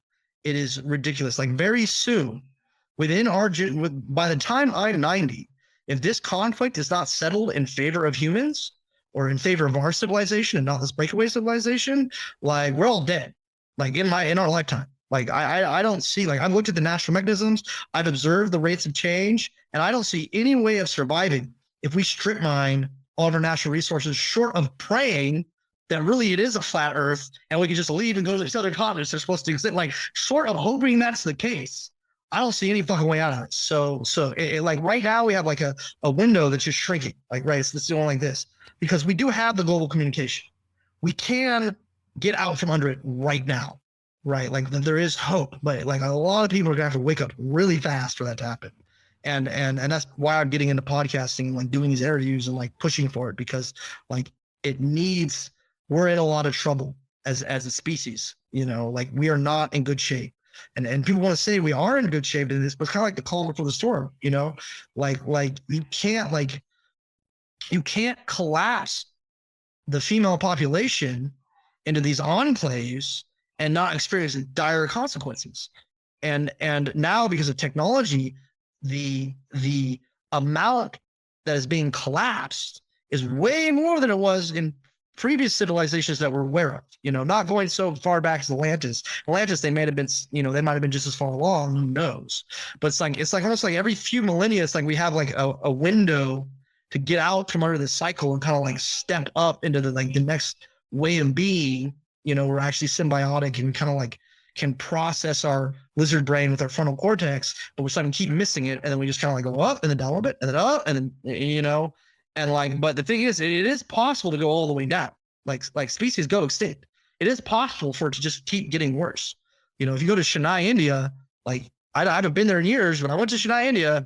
You want to see a failed society, but there's an easy one. Just go visit Chennai, India. Like you'll be in a day, you'll be like, I never want to see this again. Like fucking less than an hour, you'll want to leave. You know what I mean? It's a horrific vision of like human misery and suffering. Like and this society, this breakaway civilization, like it is just as bad, if not worse, but just in a different way. For lack of a better term. Right. And knowing all this stuff provokes people to go off the grid, create a life for themselves, and isolate, really. Do you recommend that? Do you think people should isolate, or do you think people should co-create with others? Well, it's like this, man. I did that for 5 years, right? 2013, I told you I moved to the mountains. I stayed for 5 years, right? For 5 years, I didn't participate in the system at all. I lived about off grid, 45 minutes to the nearest town or nearest city, like 25 minutes to the nearest little like town, which had like a gas station, a food store, a bar, like population 2 or like I was out there, and even with me being out there, like it managed somehow to find someone that I love very deeply, that I didn't remember I loved, but from my past, from my childhood, and park him on my doorstep, just horrifically traumatized and damaged, right? And with all of my knowledge and ability to step away from this, I can't escape the damage it's doing. Like, I don't think there is an escape. I think you're just ceding ground to an invasive tyrannical system, which ultimately is going to destroy us. And so that's no longer a solution. Like, yes, do you want to, like, the best thing people can do if they're getting off grid, right, is start producing as much food as possible and start finding people in society who have useful skills and knowledge and offering to feed and house them for access to those skills and knowledge, right? Like if you got a property where you're putting out a ton of food and you're selling it or whatever, stop. Just immediately stop selling that food and start training for like people who make chairs. Put a craftsman on your property, find a blacksmith, find a dude who makes alcohol, find the people that just need food and would rather be doing something else, but they're like stuck in their job to eat and like pay rent, but they have like a good skill, and go find those fucking people and start feeding them and housing them immediately as soon as possible. Because like, it's like once this goes down, which it is going to go down because we're undergoing a population collapse right now. Our population, the global human population is about to fall off a cliff. Like, and everyone agrees with me who is a media person who people respect. Elon Musk says that. Jordan Peterson says that. Samuel Haidt says that, who's like a sociologist who's like really renowned in his field. Like, there is a massive population collapse on the way within the next 10 years. Massive. And I worked for 5 years in that area trying to like secure a place there because I came from poverty. Ended up not doing it because of all the other things, right? And like, I'm just fortunate because I have the skills to pay the bills. I grew up off grid, right? So society collapses, all of a sudden I go from a nobody to someone who's like invaluable. So I'm not super worried about it, if that makes sense. I'm a military vet, I'm sober, I'm cautious, I know how to grow food off grid, I know how to live off grid, I know how to ghost around society, like I have a lot of skills, but in that eventuality, I'm gonna be all right. But I don't really want to be responsible for people. And that's like, I might have the skills, but I'm also going to inherit a lot of responsibility from other people's fuck ups if this happens. And I'm just tired of doing it. I'm tired of being responsible for people. And I don't want to do it, but I don't have a choice. Like I'm stuck, This is a good way to get ahead of it. Cause you say it once on a podcast and people, you don't have to ever repeat yourself. You just send them a link. And as long as the downloaded file isn't corrupted from a EMG or what's the right? Yeah, is it EMP? EMPG. I don't know. I'm thinking 5G probably. I pray every day for the EMP, bro. That's how bad it is. Like Right. I pray for Chinese troopers, EMP, anything to create the necessary conflict to unplug people. I'm up for at this point. Well, and I do agree with you that could only lead to a great awakening, which could possibly lead to a better situation than we're in now. But considering what we just said about maybe getting ahead of those people who need the skills that you've already said ad nauseum, how do you ghost around society? Because I'm interested in that. I feel like I've inherited some of those skills intuitively, but I'd like to know what's your take on it. Well, for me, right, the main thing about ghosting around society, the first thing you have to understand is people are fucking terrible at checking anything. If you want to kind of like get surface level stuff, you want to start looking at DEF CON, social engineering, things like this. DEF CON is a hacker convention in Las Vegas. So they have some presentations on social engineering. That's the start, right?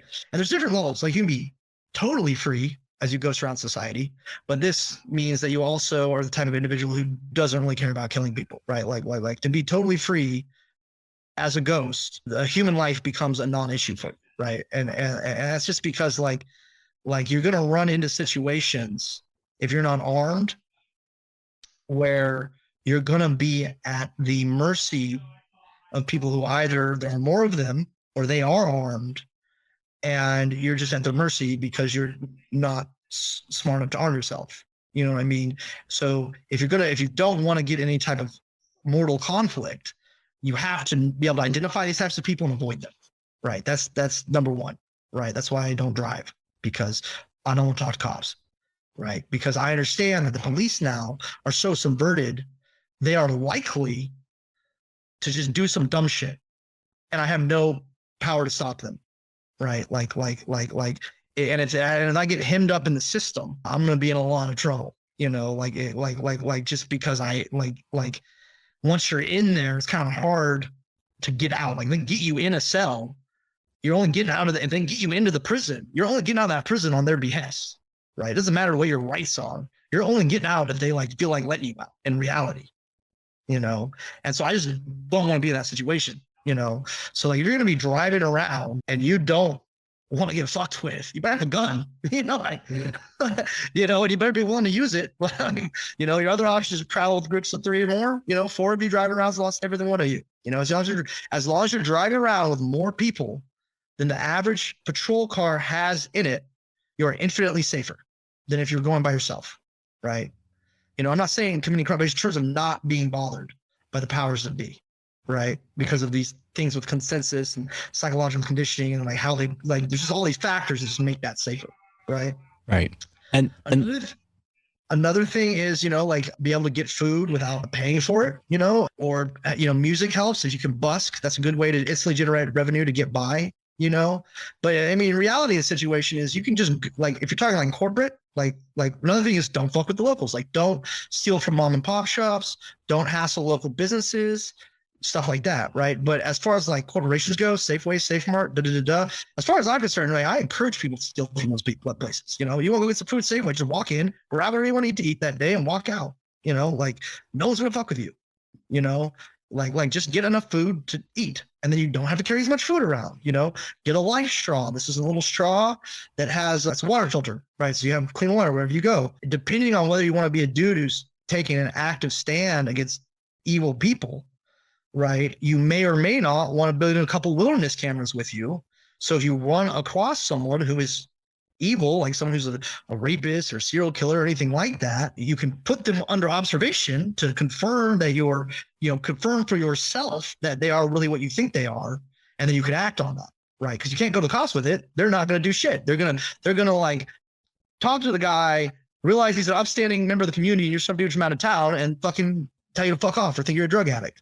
They want to drug test if you ask them, and another thing you got to realize, you're going to start ghosting around, you're going to run into other people doing the same thing. And there are some scary fucking people who do shit like that, right? There are, at any given time, 200-300 active serial killers in the United States, right?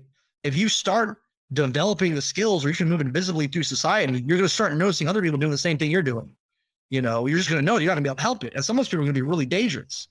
Do you think that's manufactured to some degree, knowing? Fucking manufactured, dude. It's not. I've stumbled upon a serial killer's dumping ground before. I can No. When I say that, I mean like social conditioning and this whole. Yeah, that's it. Yeah, well, it's like there's like the side effect of society is to create people like that, I guess, is what I'm trying to get to. You're correct. I can explain the mechanism. Please do. So it's like this, right? So we're talking about we're talking about sexual imbalance earlier, like in terms of like the physical numbers of there just being less women around than men, even though that's inverse of what it is in the natural world, right? So the natural mechanism to correct for that situation that exists within the human psyche, that is deep in our evolutionary history. So it is simply this: as sexual imbalance rises, right? It's different for women. I actually have a woman I'm interviewing soon that she's going to try and help talk to me about the chemical changes that she's feeling or she's observed in herself. She seems relatively conscious, so I'm looking forward to that conversation. But for men, the hypothalamus starts introducing chemicals into our brain that increase rates of apathy, right? And rates of apathy and homosexuality, actually, right? And this is like a natural mechanism, because what it does, like if you step back and observe the human tapestry, right? Okay, so you have this condition, a condition exists where a sexual imbalance on the physical level is occurring, where there's more males present than females present on average, or the perception of that it is happening, right?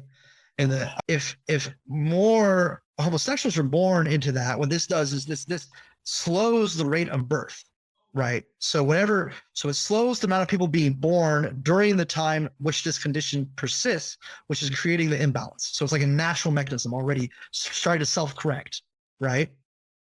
On top of that, because humans in general, we have a deep-seated primal like desire for a progeny, right? To have children to take care of us in our old age from our pre-civil roots, right? These homosexuals who cannot have children still want a progeny, and then they start trying to like recruit progeny from the rest of the tribe, just instinctively. It's not like they're evil; it's just an unconscious instinct, right?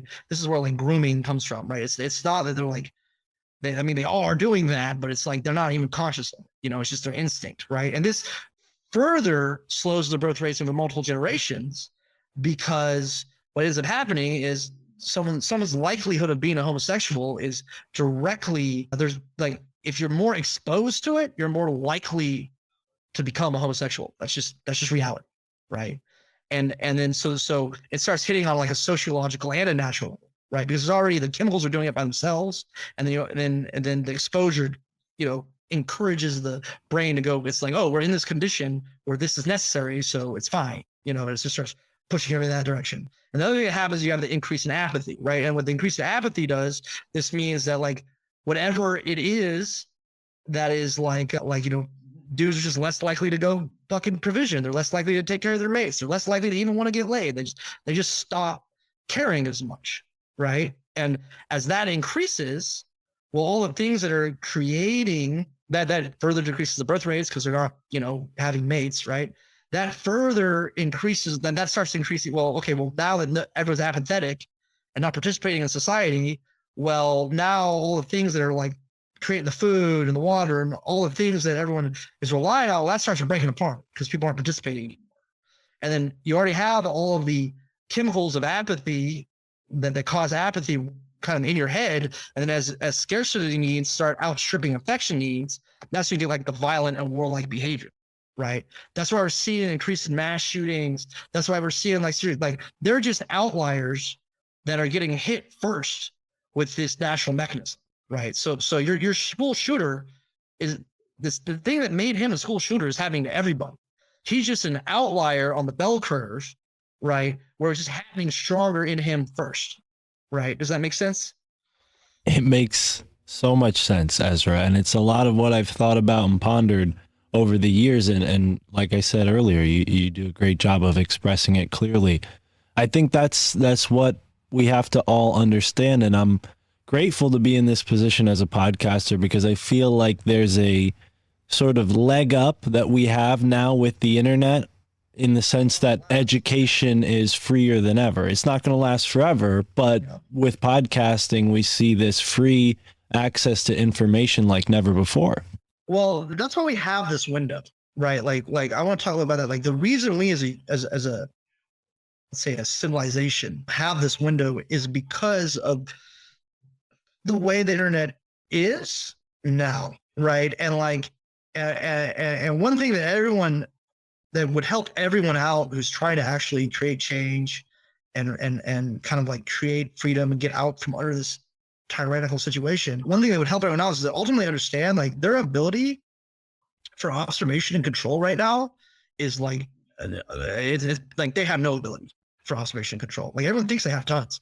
They barely have any because there's so much people interacting so quickly that's just not trackable, right? So unless they find you in real life or your words are having such a large effect that it's starting to like really hit them where it hurts, like they're unlikely to like look for you. And even if they want to look for you, if you're a relatively no-name person who has just done a few simple things like not had your Facebook address for your real life address, like they're not. I mean, you know, like they don't have the like all this facial recognition.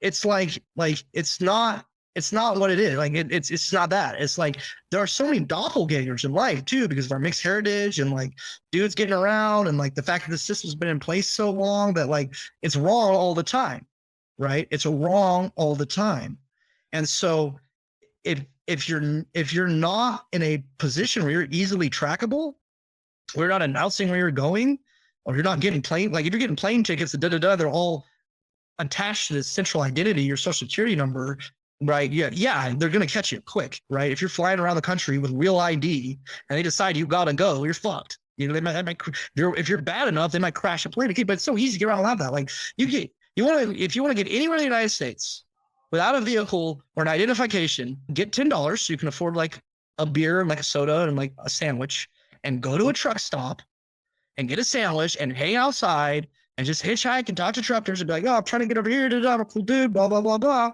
And so a matter of time, if you're a trucker who's cool with you, we'll get you in his truck. You hang out with him for a couple hours. I mean, he wants the company. They're long hauling all the time, you know, and then he'll, you know, call ahead to his buddies. Like, yeah, this guy's pretty cool. I'll keep you up. Get off the next truck stop. Half an hour, someone come pick you up. We'll take you you know, and you can get anywhere like 2-3 days in the United States. No ID, no money, nothing. Just being cool, you know? And like anyone can do it. That's why they want to go to automated trucking, because like they're trying to tamp down our ability to move around. Why no payphones? Because they want to be able, it's not about what you're saying. It's about that if they decide you gotta go, your whole identity is wrapped up in this machine that you're carrying around all the time. So you just be like, there he is, go get him. You know, like it's if you're not doing that, like they got nothing. They're fucked.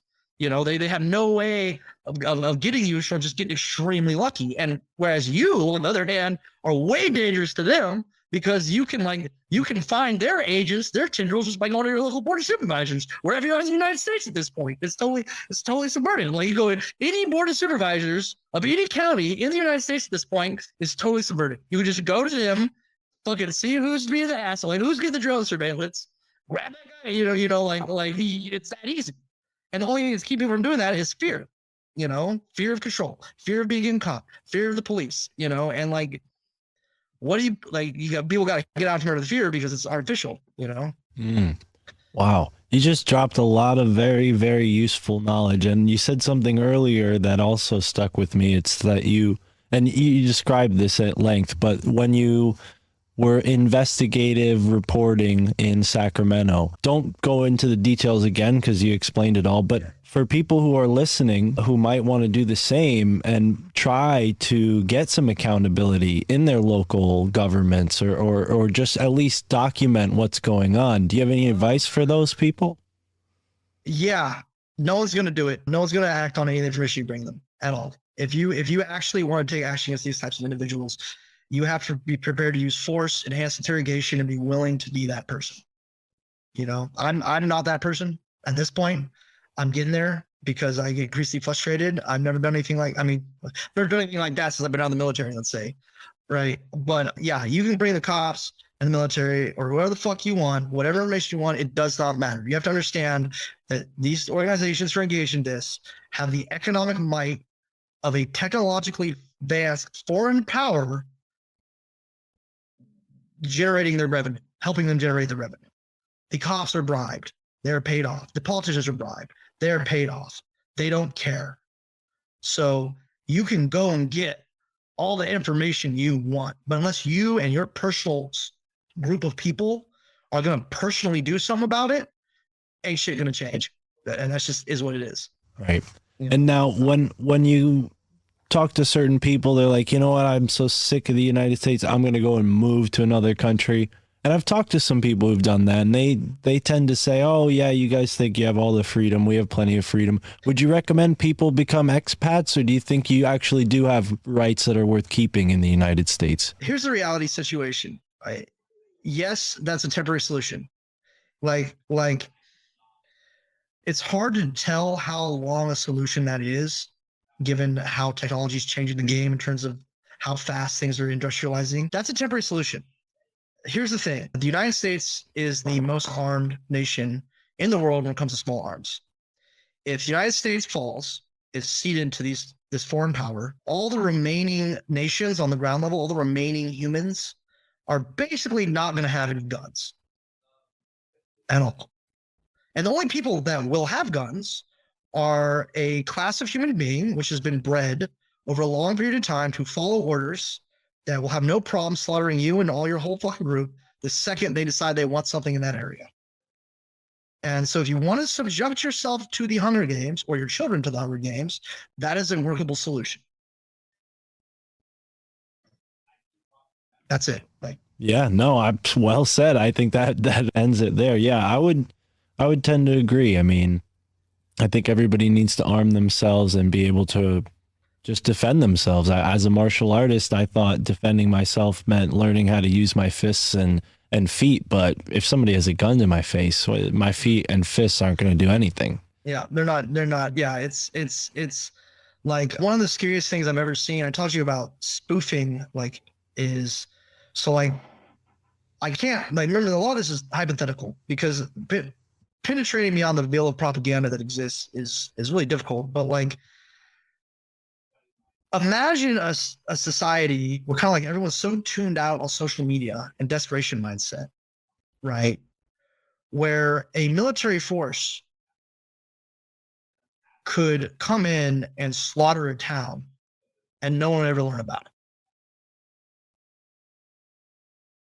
In society, no one would ever know. We're almost there already.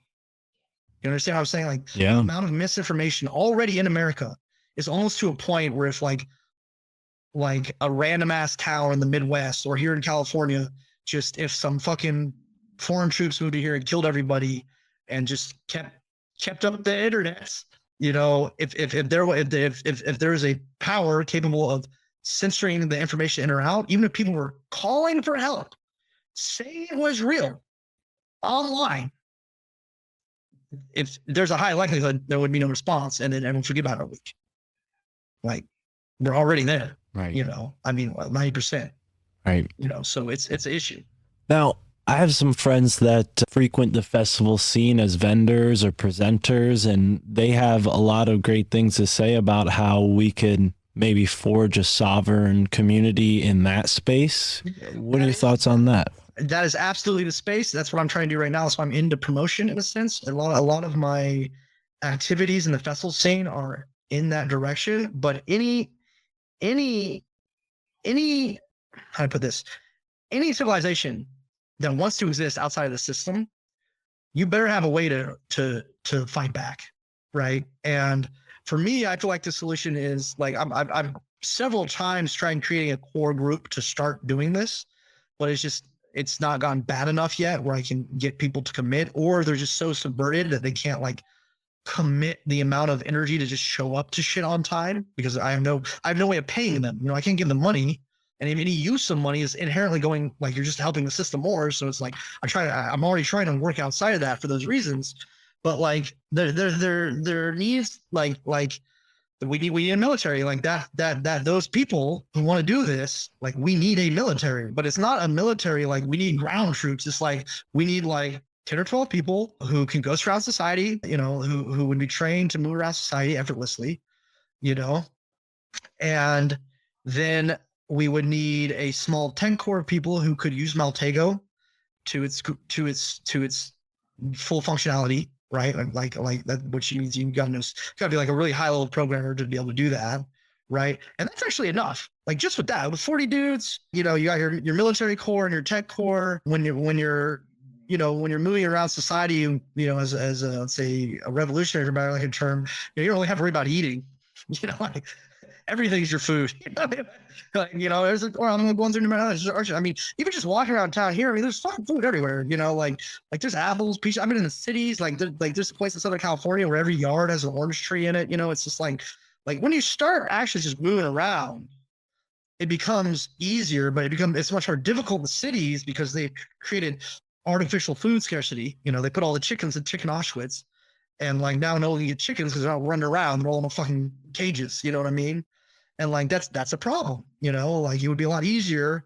But the thing is once you recognize that like you can go to Safeway and eat whatever you want, no one's gonna stop you. Like it doesn't matter anymore. You know, like yeah, it's free food for you. No, I mean, animal pounds used to be places where stray farm animals would be collected and the farmer would come back and grab his animals at the end of the week. But that kind of thing fertilized the soil, kept a place, you know, viable for plant growth. No, the elimination of these various, the elimination of this kind of like autistic way where we like all the cows are here, all the corn is here, all the wheat is here, all, you know, like, the way they're setting the world up is like gulags, right? You got your weed gulag, which in Northern California, that's where all the weed is. So whenever one of the elite, who are really just people who have sold us out to the system, like they're not running it, right? It's this other thing that's running everything, you know, like whenever they want marijuana, they just get their dudes together and they come out here, oh, FBI, and they fucking go and they get like some marijuana from somebody. They go to some equipment stash, show up some fucking military gear, and they steal someone's shit, right? And then if they want some cocaine, they'll go to Mexico, or whatever the Mexican FBI is, put the fucking stickers on, get to the stash equipment, go fucking steal from those people. You know, like that's all they're doing. You know, and like the reality is there ain't many people doing that, and the ones they're doing are pieces of shit, and we should really all just start like people need to like just organize locally, like start ditching your internet friends. Like that's the first thing. Like internet's good for like so for like functional. Like I met you, we're now taught like we made a direct connection through internet to pass information, right? But I'm inviting you to the bar on Saturday night. I'm not like, how's your life? How's your wife and kid? Like that's not helpful to my reality, and it's not helpful to your reality to know that about me. You know, like it's not helpful. You know, and people need to start organizing locally and figuring it out. You know, like and understand that we're in a fucking war. Like we are in a war. We're not about to be in a war. We're not about to be in a Holocaust. There are active Warsaw ghettos in the United States that I've personally been to. So at this point, what the fuck is everyone talking about that isn't that? That's like how I feel, you know? Right. Right. Yeah. And I think there needs to be more accountability on a local level. Like I said earlier, I see it in New Haven, which isn't too far from me. And New Haven, Connecticut has a prestigious Yale University right there. That's basically the whole town, and it acts like a parasite. It siphons all of the resources. They're tax-free and all this BS. Yeah. No. Yeah. It's I don't know, man. It's an issue. Overwhelmingly, I'm kind of tired of dealing alone. You know, I tell her all the time, you know, they're like, oh, what are you trying to do? I was like, I'm trying to get shot by the Illuminati, man. Like, I'm fucking over this bullshit, you know, like trying actively, you know, like I'm over it, dude. Like, and even the Illuminati, like, that's another thing people forget is like, so the Illuminati are not the bad guys, right? BLM are not the bad guys. Red pill people are not the bad guys. Feminists are not the bad guys. Like all of these groups are just groups that see one little bit of the picture, right? And are ignoring the whole scheme. And they're all fighting about their little bit of information that they have. And like getting lost in lingual differences, you know? And people just need to start stepping back from that, right? Like I have a pretty good idea, like the Illuminati really, they're the you know, they call themselves the illuminated ones, but they're the kind of people who like, I don't say they're like Uncle Toms, but they're just like kind of, it's like they think they're the smartest people in the room, right? They think it's almost like the Illuminati are just like that dude from that movie, like that. You ever see that movie, The Man Who Invented Lying? I remember when it came out. I never saw it. No, I remember the trailer. It's about this guy. He's in a society where people don't lie, and then he invents lying. Right. And he starts getting all his power and wealth from it. Right. That's ultimately all Illuminati really are. They're a bunch of fucking idiots who think they invented lying. That's all they really are. And have a little more information than your basic zombie person who is every day just hammered with subversive material and things that cage their psyche so they can,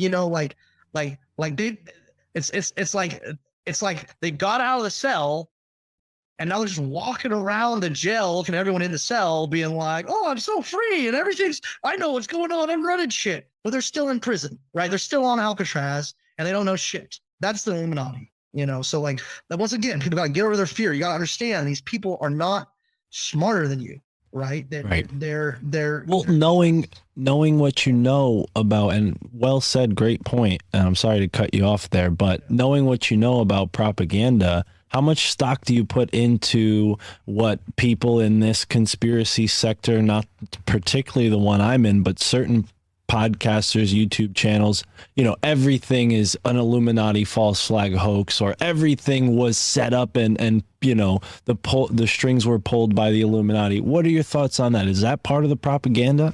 Sometimes it's true, sometimes it isn't, right? But the thing is when the way subversion works is about paralyzing you and paralyzing your society, right?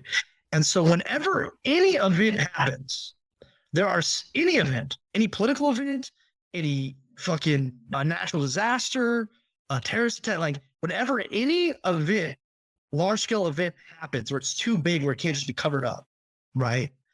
There instantly are all these artificial systems which just immediately go into gear and start producing opposing ideas, right? So they're all like that, like everything that happens is like that, right? Like take this that volcano exploded, right? I'll say like earlier this year or last year out in the middle of the ocean. There's already videos online. They're like, "Oh no, it was a mass driver," right? And for me, I'm like, well, it could be a mass driver. I mean, the volcano is way outside the ring of fire, which is kind of abnormal, right? So it could have been a weapons test, because that would be abnormal for a volcano to happen a fucking 3,000 nautical miles away from and the ring of fire where all the volcanoes are centered, right? That would be odd. So it is odd. So maybe it was a mass driver, or maybe it was a volcano. But regardless of what it was, if it was just a volcano, there'd be shit saying it's a mass driver. If it was just a mass driver, there'd be shit saying it's a volcano. Like it's just a matter of creating a situation where there is so much information that it becomes impossible to tell what is real and what is not real. And so you just kind of get into this space where you're just like kind of paralyzed. You're only thinking about your immediate needs. And in that space, you don't have the psychic kind of like breathing space to like actually lend yourself to like complex thinking, And then on top of that, like people don't understand how insidious and how long stays some schools are. Like, just look at writing, right? No more cursive, right? Now we're writing like this. Okay. We used to write in cursive, one long, Okay. Well, every time you lift your pen up, right, that's distracting you from your thought. You gotta lift your pen up, move it. Okay. Now do the thing with it. Right. Whereas if it was just cursive, you're not, that lends itself more to long, complex thinking. And if you look at like the writings from like the era of the founding fathers, like that's clearly prevalent in their work. And part of the reason they're able to do that was just because the writing system they developed as people at that time lent itself to having long, complex thoughts, like based on good foundations that could continue down the course. But even just your basic writing a thing down on a piece of paper now, if you're using what we're taught in schools, right? You got to create extra steps, right? Math now, like the Common Core math, same thing, creating extra steps, right? To distract you from what is real, And like there's a good book it's a short story by Ray Bradbury. I can't remember what it's called, but it's like in this dystopian future where it's like they want to make everyone equal. And the way they do it is if you're beautiful person, they make you wear an ugly mask, right? If you're strong person, they make you wear weights to hobble you, right? And they're the main character. He's like a little bit above. He's not a genius. He's a little bit above average intelligence, right? And what they do is they put a fucking device in his brain, right? Where every time he starts to think about something and have like a longer, more complex thought, about his situation as a whole, and how to improve his life beyond the day to day, it goes beep. and like fuss. Don't even think about it. It just goes out the window, right? Just oh fuck, what was that? I got distracted, you know. And we look at our life today. You get in the car, seatbelts beeping at you all the fucking time. Your dick's beeping at you, like it's the same shit, you know. And like people, like you gotta you know, like turn off your notifications. You want to start getting smarter instantly? Turn off your notifications. Turn off your cell phone. Don't have people call you. You call them. You know what I mean? That's instantly gonna make you smart. Next thing you do, keep all your connections on a what do you call it? On a notebook. Gets you in the habit of writing. Right? When people say smart shit, write it down. You know, ever start carrying a notebook around. You know, just that like teaches that in the military. It's a really high functioning thing to do. You know? Yep. Boom. You know. So like having a street notebook is good, but like it's there's so many levels that when you take a step back or like right in your face that like people just are unaware of, you know, and it's what it says, drive me nuts. It's like being like it's like I don't know how to describe it. It's a weird space I'm in right now. No, I'm with you, man. And this is the My Family Thinks I'm Crazy podcast, which is a very relatable thing for a lot of people who tend to think like you and I. So I think a lot of people would understand. On that point, does your family think you're crazy? Well, that's kind of a complicated question. My mother is deceased. So. Oh, I'm sorry. Yeah, you did describe that. I shouldn't have forgot. It's fine. It's fine. I asked your question. Yeah. My brother does, but he's a police officer, so he lives in a space where he is ignorant of the wider picture. And not only that, he's a slave to the consensus, right? And like, unless I can wake him up, that's a problem, you know. Like if the police were to wake up, that would be hugely helpful, right? Like that would be hugely helpful to us as people, right? And the easiest way for them to wake up is to stop wearing uniforms, right? Just stop wearing a uniform. Still a cop, still got a badge, still doing the same thing in life. Just don't wear the uniform, because that's going to eliminate this like slave mind consensus hindbrain thinking that is allowing all these kind of violations of personhood to happen under your watch that you aren't even aware are happening because you're blinded by because you're all in the same suit, you know, like that's a problem. God's got to stop doing that. It's unhealthy for everybody, you know, and like it's just an issue. So he doesn't think I'm crazy. Like he hits me a lot for being on a crusade. Like you're just on some, you know, like I told him once, like, you know, you need to stop. He's really anti-drug. I'm like, you need to stop being on your crusade. He's like, I'm not on a crusade. Fucking you are. And he's right to an extent, you know, but like, it's like, it's I don't want to be on this crusade. It's just I see it, you know, like it's clearly visible because of my experiences. It's not a hypothesis, you know, and right now, since that investigative piece that I did in that camp, like I have maintained my sobriety because I want to be able to testify. There's no one to testify. Who cares? Like nobody cares, you know? And like I've talked to other people since then, and like this is not even new, you know? Like there's this group called the Moonies back in the 1960s that were doing the exact same fucking thing, you know? So it's like this is not new. And we're just at a point now where it's like it's really getting close, guys. Like I don't know what to tell you. You know, it's not a Mayan calendar thing. It's just like I'm watching the rates of change relative to what I've already noticed. And I'm really watching that and nothing else. I'm telling people it's getting real. Like it's getting bad, you know, right? We're real close to either total victory or total failure.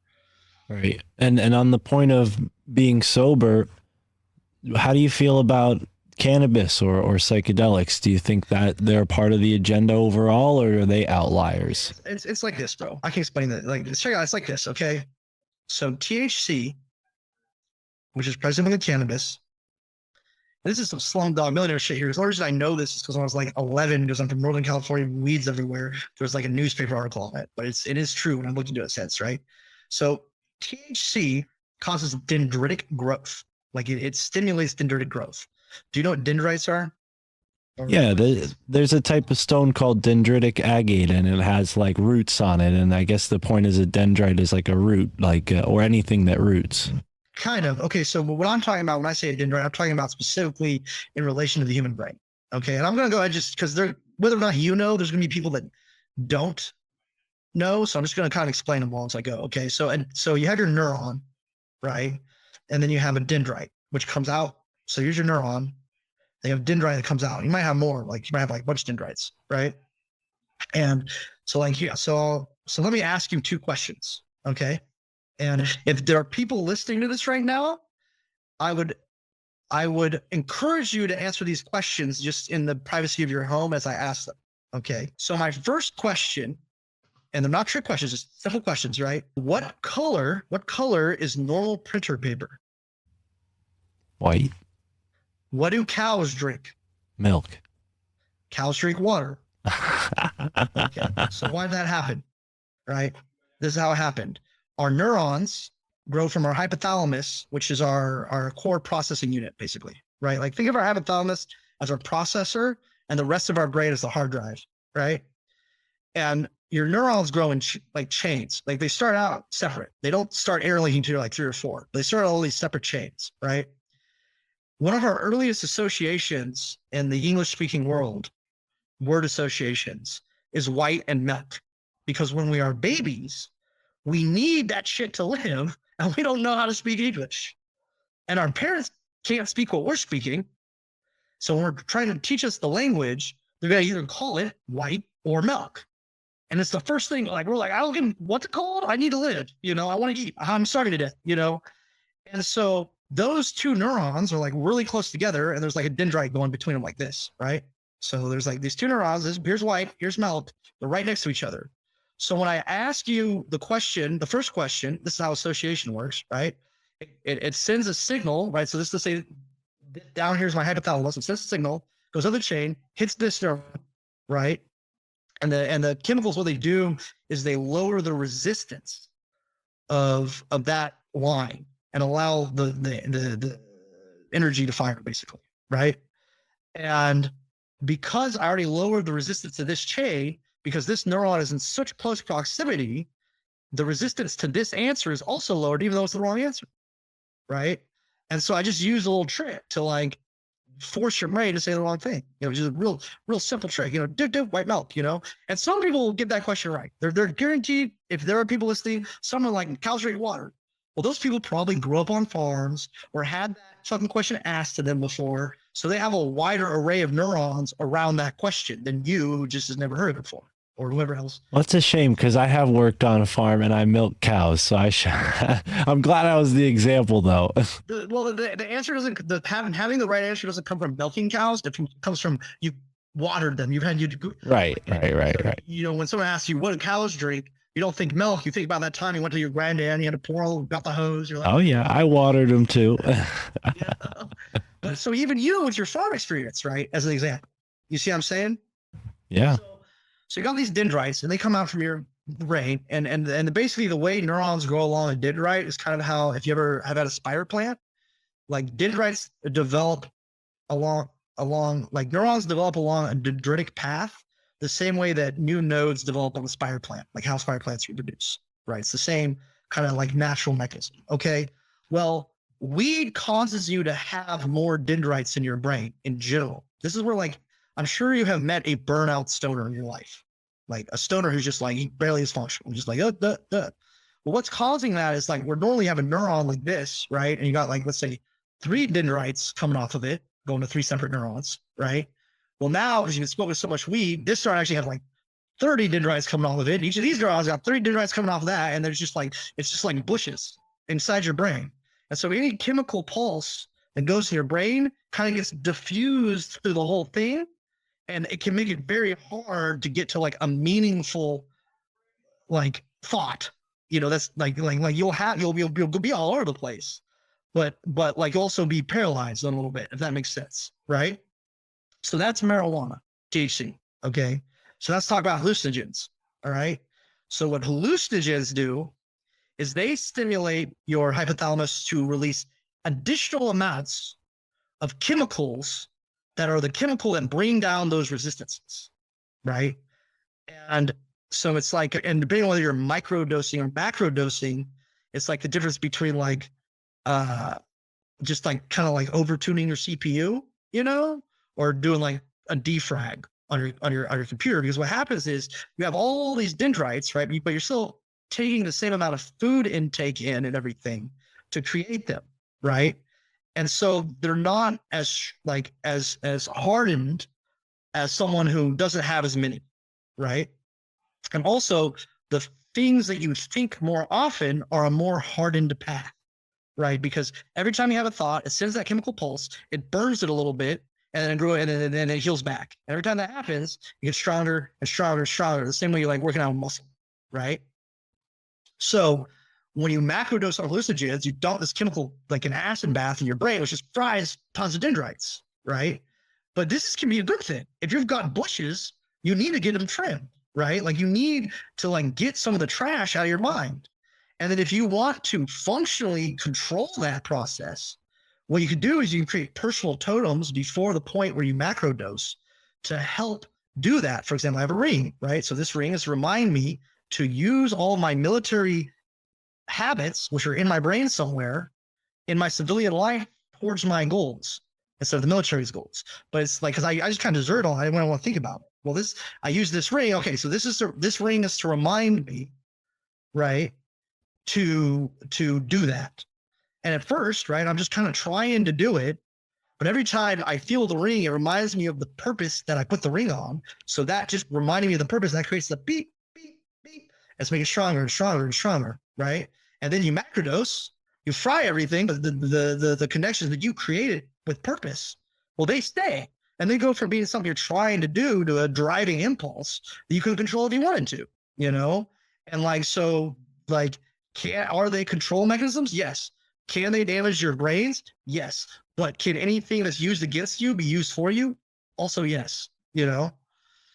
That's brilliant. Wow. Yeah. And I saw a lot of myself in what you're just saying. I've always tried to be like an advocate for, pot doesn't make you stupid. It can make you smart too.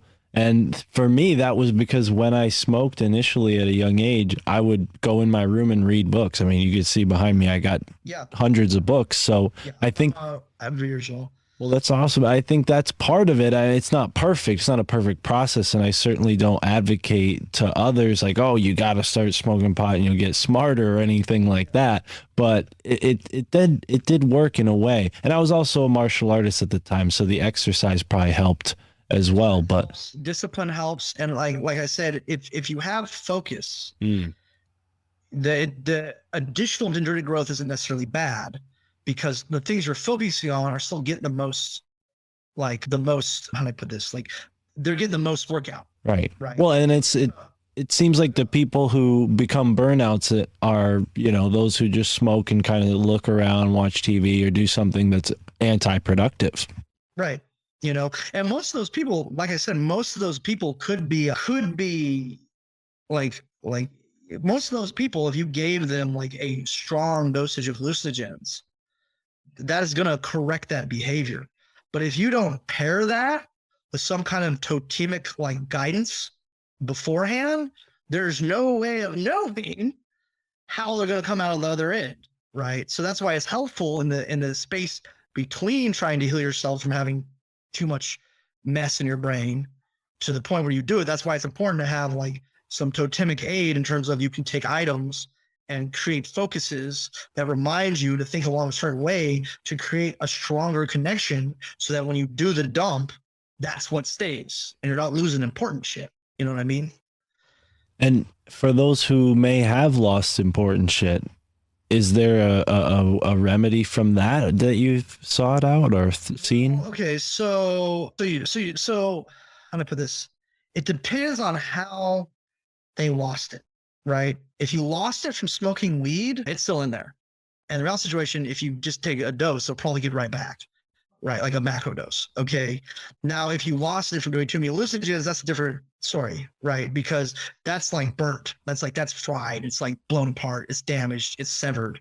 Right now, it's possible, like maybe you severed the connection and like that bit of information is just like floating somewhere. It's just a matter of time until a dendrite reaches back out to it. But it's also possible the neurons themselves got destroyed, right? Like, so it's hard to say when it comes to like hallucinogens, right? But it would take a very humongous amount of hallucinogens to destroy a neuron. So what I would say is, if you lost information from a hallucinogen experience or motor function or something like that, I mean, I don't know this for sure, but my hypothesis would be to pair the use of the conscious use of marijuana as the medicinal use, with working on associations with whatever it is what is lost. Because whatever it was associated with is going to be the closest to what you lost in terms of just like physically within your brain. In a physical sense, the things associated with what you lost are going to be the nearest circuits. And so if you want to recover that circuit, you're going to want to concentrate on those associations, try and stimulate those cells to reach back out to what was lost, you know? But I mean, there's things too, just like intersectional dynamics and stuff, which can damage your brain. So it's like, it's not a exact science. It's just not a very well studied one. But this, you know, you asked me about drugs. I mean, like, all the way for me just comes down, I don't believe in victimless crimes. Okay. Like if a dude steals my bike high on meth, well, I want my bike back. I don't give a fuck past that. Right. The fact that he decided to do something to his body has no bearing on the crime that was done to me. Right. Right. So I just as baseline, I just do not believe in victimless crimes. You know, like I just don't, you know, like if, you know, like are people who do certain things more likely to create victims? Yes. Right. But it's the crime, it's the creation of that victim that is the crime, not the victimization of themselves. Right. You know? That's a choice. Yeah, no, that makes sense, and I think it's all a part of the divide and conquer tactic, and this divisionary nature that society's been infused with, you know, and you've explained a lot. It's been a pleasure talking to you. We're coming up on 2 hours here. I don't want to keep you too much longer, Ezra, but this has been really fantastic. I'd love to have you back on, and if there's anything you'd like to leave the audience with before we close, maybe solutions or some thoughts of encouragement for people. Encouragement. Okay. Encouragement. We're not fucked yet. All right. Number one, encouragement. All right. Solutions. Everyone, you really need to, I feel like people in general, you really need to start cutting the system out of your life by any means possible. Even if that means becoming a homeless person. Like if you cannot pay a bill with money, do it. If you can find another way to see and be happy in life besides working for money, do it. Like without hesitation. Another thing is, it's hard to tell what is going on intersexually. I'm hoping this interview with this woman she'll help me kind of like parse this together, because women are undergoing physiological changes too because of the sexual imbalance. But it's very hard to cross the gap right now because all the cultural misunderstandings, you know, feminism versus red pill and da-da-da-da. So like that's an issue. But like another thing people should start doing is like, this is incredibly difficult, but like we've kind of reached a point where affection needs need to just start taking a back seat to survival needs. And so if you are like working towards any type of familial goal, like I want to get a wife or kids or a girlfriend and stuff, just stop, right? Just stop. The system has been set up to a point and has entrenched enough now that regardless of your labors, you are not going to compete with the luxuries available and provided by those who I consider the Judases of our culture. Right? There's no amount of money you can work for, regardless of what the internet says or some fucking person online says, no, join my program, whatever. It ain't happening. All right. It is not happening. So unless someone is adding to your life in a direct way where it's helping separate you from your dependence on the monetary system, whether that's, and I mean any monetary system, right? If your energy isn't going into your food, shelter, like you're wasting time. You're really wasting it, and you really need it. You really need to like if you're involved in like kind of like the information front, yes, please keep doing that. Like I just like this podcast reaching however many people it's reaching, that is helpful, you know. And sometimes we gotta rub shoulders with shit we don't like to get shit done, right? But if you're not someone who has this kind of power in terms of like you're not a Joe Rogan or this guy, or you don't have already the technical ability to do something like that. Like if you're in it for money, stop. If you're in it for a family, stop. Okay. You can't get it. It is designed for you to fail. And at this point it's entrenched more every day. Okay. You need to start getting with your neighbors, find out who all your neighbors are, and just start being cool with them. Like just be like, go bring them some food. Everyone loves food. You know, everyone loves free food. Do you get a little garden, start feeding all your neighbors. It's a good start, right? It's a good start. But like, yeah, we're getting down the wire, you know, and I don't know if that's 10 years or 20 years, but it's our lifetime, like straight up. There's no denying that at this point. Right. So that's, I mean, I hope that's words of encouragement, but no, it's well said, and it's a message that's empowering, because the truth, if it hurts you, it's still the truth, and it's what needs to be heard, and it's the best medicine in my opinion. So Ezra, I'd love to have you back on to expand on that last point you said in more depth, because I know we talked more about your own personal history. We also got into some familiar subjects, and yeah, having a girlfriend and for most of my life not having a steady relationship like I did, I mean, like I do now, it really, I could see a lot of what you're saying. Me being a victim of that desperation consciousness, I felt it, Desperation consciousness, right? It really is like, we'll go on this, maybe next time we'll talk about this, but like it is a modern, like what's going on now in intersectional dynamics is really just a modernized form of prima nocta. It's designed to create not stable families, because a stable family would challenge the power structure. Right. That's what's designed for. And it's just, it is so bad that any type of participation is a bad idea. Like that's why I'm really wary of like this Andrew Tate character, for example. Like all these red pill people are like, yeah, you got to get your money right. You got to, no, you don't need to get your fucking money right. That's the problem, right? That's going to drive you into the same situation that's causing all this, right? So they're not necessarily to be trusted, like your solution is not to get your money right. Your solution is to become independent of the need for money, and then leverage that independence to free your sisters from the system, right? Because most of them are looking for stability, right? They're not actually looking for luxury. And the luxury, like a lot of dudes are like bitter because they feel like women are just having this luxurious lifestyle, and it doesn't cost them anything. No, it costs them their fucking souls. So they don't even know, and they don't even know, because like they're just being used and abused and are totally dependent on these wealthy people. They're like songbirds in like golden cages, And so the best thing you can do if you want to really confront this head on, if you have any type of resources that you can leverage in that direction, is really get a kind of commune thing going, right? Where you can free people from their dependency on money. That is your best thing that you can do, and you want to recruit people who are conscious, and you also don't want to deal with like wook behavior, right? Like people need to start getting a little more disciplined, right? No free rides. Okay. It just got to be that way. It just has to, but it's rather than trying to train someone or have people serve under you, just not going to ever work. It's just a better idea to find someone who already has a passion that is useful to your whole picture of whatever you got going on in your specific geographic space that is helpful, right? And and anything that creates a commodity is helpful, right? If you know someone who knows how to make alcohol and he's paying fucking rent somewhere, well, why don't you just house him and feed him for free if you've got a farm and have him make you alcohol? That's a good idea, because that's also fuel. Ethanol is fuel. You can put ethanol in a car, it'll run. Like that's that guy likes making wood carvings. Okay, well, have him, instead of having him only be able to make wood carvings on his off fucking time or have to pay you for, like, just have him do the wood carvings. It's like basic shit like that, dude. It's like we got to get out because it's closing. It's like it's locking down. Well, and there are examples of people who live outside of the system. I mean, I was just in Lancaster, Pennsylvania, and certain Amish people are born without social security numbers. They're born completely outside of the grid.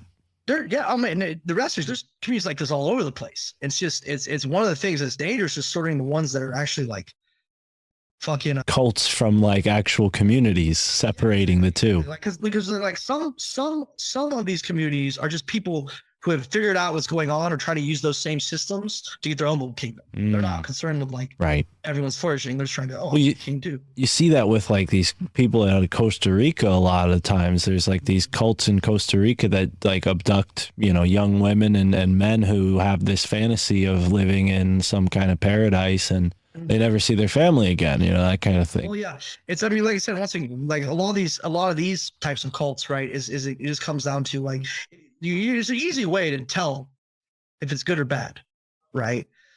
If it has a natural, if it has a natural, right? So we talked earlier about the physical ratios of men to women, right? In nature, in Homo sapiens, right? So that means you should be seeing about, in a natural schema, right, 6 6 to 7 men for every like 10 women, right? If you go to a commune and it's like one dude and 500 fucking chicks, really you ought to shoot that guy. People aren't ready for that, but like that's the real reality. He is part of this system of collapse, which is used as a tyrannical control mechanism. And whether he's doing that with full knowledge or just trying to get his, like he's not helping fucking anybody, period, except himself. Right. He's not helping those women. He's not helping you. He has no intention of helping you. All he wants from you is to fucking benefit off your labor, right? So look for a natural, in any community, look for a natural spread of men to women, which is slightly more females than males, right? If it's all males, it's more of a support group at that point, right? Like you know, like they're just you're just gonna probably become increasingly apathetic until you individually or you as a group go on a warpath. That's all that's gonna happen there. If it's all females, it's one of these people that's associated with this fucking this sexual separation of sexes, and whether they're doing it with full knowledge, like they're like a higher up in the thing, or they're just some dummy who thinks they invented lying, is a moot point. They're evil, right? Like they're on the side of tyranny, you know. Like they're on the side of tyranny. If they're doing that, they're on the side of tyranny, you know. Right. If it's a male or female, doesn't matter. If it's a woman and she's got a fucking commune with 300 chicks and like 5 dudes, she's on the side of tyranny. She's not protecting women. Like she's just not. Because when you do this, you're creating in the society as a whole a higher instances of rape and female predation just by causing the separation, right? Because you're causing men to not have access to scarcity, this increase the search camp, like, and so they'd be just more likely to happen. So anyone who has that kind of paradigm going is actively working against the flourishing of the overall human race on an empirical level, regardless of what their philosophies are or whatever they think they're doing. If you just step back and look at the biological results of these types of behaviors, it's like they're working against everything, you know, and like to recognize that is key, you know. Right. Well, Ezra, like I said previously, this has been fantastic. A lot of it is new and informative, and I hope that's true for all the listeners and everyone out there. Immerse yourself in your ever expanding now.